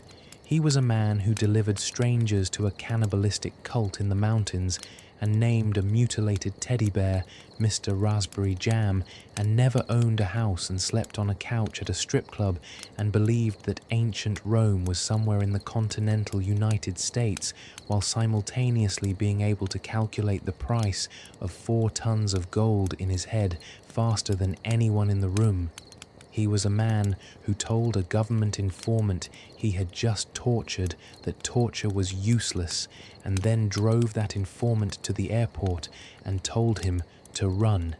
He was a man who could not stop working with his best friend even after the best friend had destroyed the foundation of 9 years of his life, because the alternative, having no one, was something Trevor had already lived for most of his existence and found worse. He was a man born in Canada who was deeply, persistently embarrassed about being Canadian, who would pull over his vehicle and start a rampage if a stranger mocked his accent, who had "fuck you" on his knuckles and "cut here" on his neck and someone else's name on his arm, and no permanent address and no family and no plan for tomorrow. He was a man Dan Hauser described as the id rather than the ego, the oldest part of the mind, the part that wants without permission and moves without apology, and that description is accurate as far as it goes. But the ID is not just desire, it is also grief. It is also the specific weight of being a person who needed things that were not available at the times they were needed, and who built, in the absence of those things, a life that was loud enough to drown out the quiet underneath it. The quiet is still there. It is in the moment he stands outside his trailer in the Blaine County heat and stares at nothing, processing a phrase he heard on television. It is in the moment he reverts to a scared child in front of his mother. It is in the 9 years of a tattoo worn for someone he thought was dead. It is in the thing he said to Michael after all of it, the bodies and the gold and the endings, that he had overreacted, that he could have handled the response differently, that the 9 years of rage might have been a bit much. He says it simply, he means it. He does not apologize, because Trevor Philips does not apologize, and he does not ask for anything back, because he learned not to ask for things early and has never fully unlearned it. He just says it, and then he moves on. Wherever he is now, in the hills, in Vinewood, in some borrowed space he has made his own again, he is still moving. He has always been moving. Movement is the one thing the childhood, the discharge, the Ludendorff betrayal, the 9 years, the grave in the snow, none of it could take from him. He moves. He keeps going. He builds the next arrangement out of whatever the current one leaves behind. The most dangerous man in San Andreas is still out there, and somewhere in this channel's library is another story like this one, another world that opens up when you slow down and look carefully at what was built and why, another character whose history runs deeper than the surface suggests. If you're still awake, click the videos on your screen. I'll be there.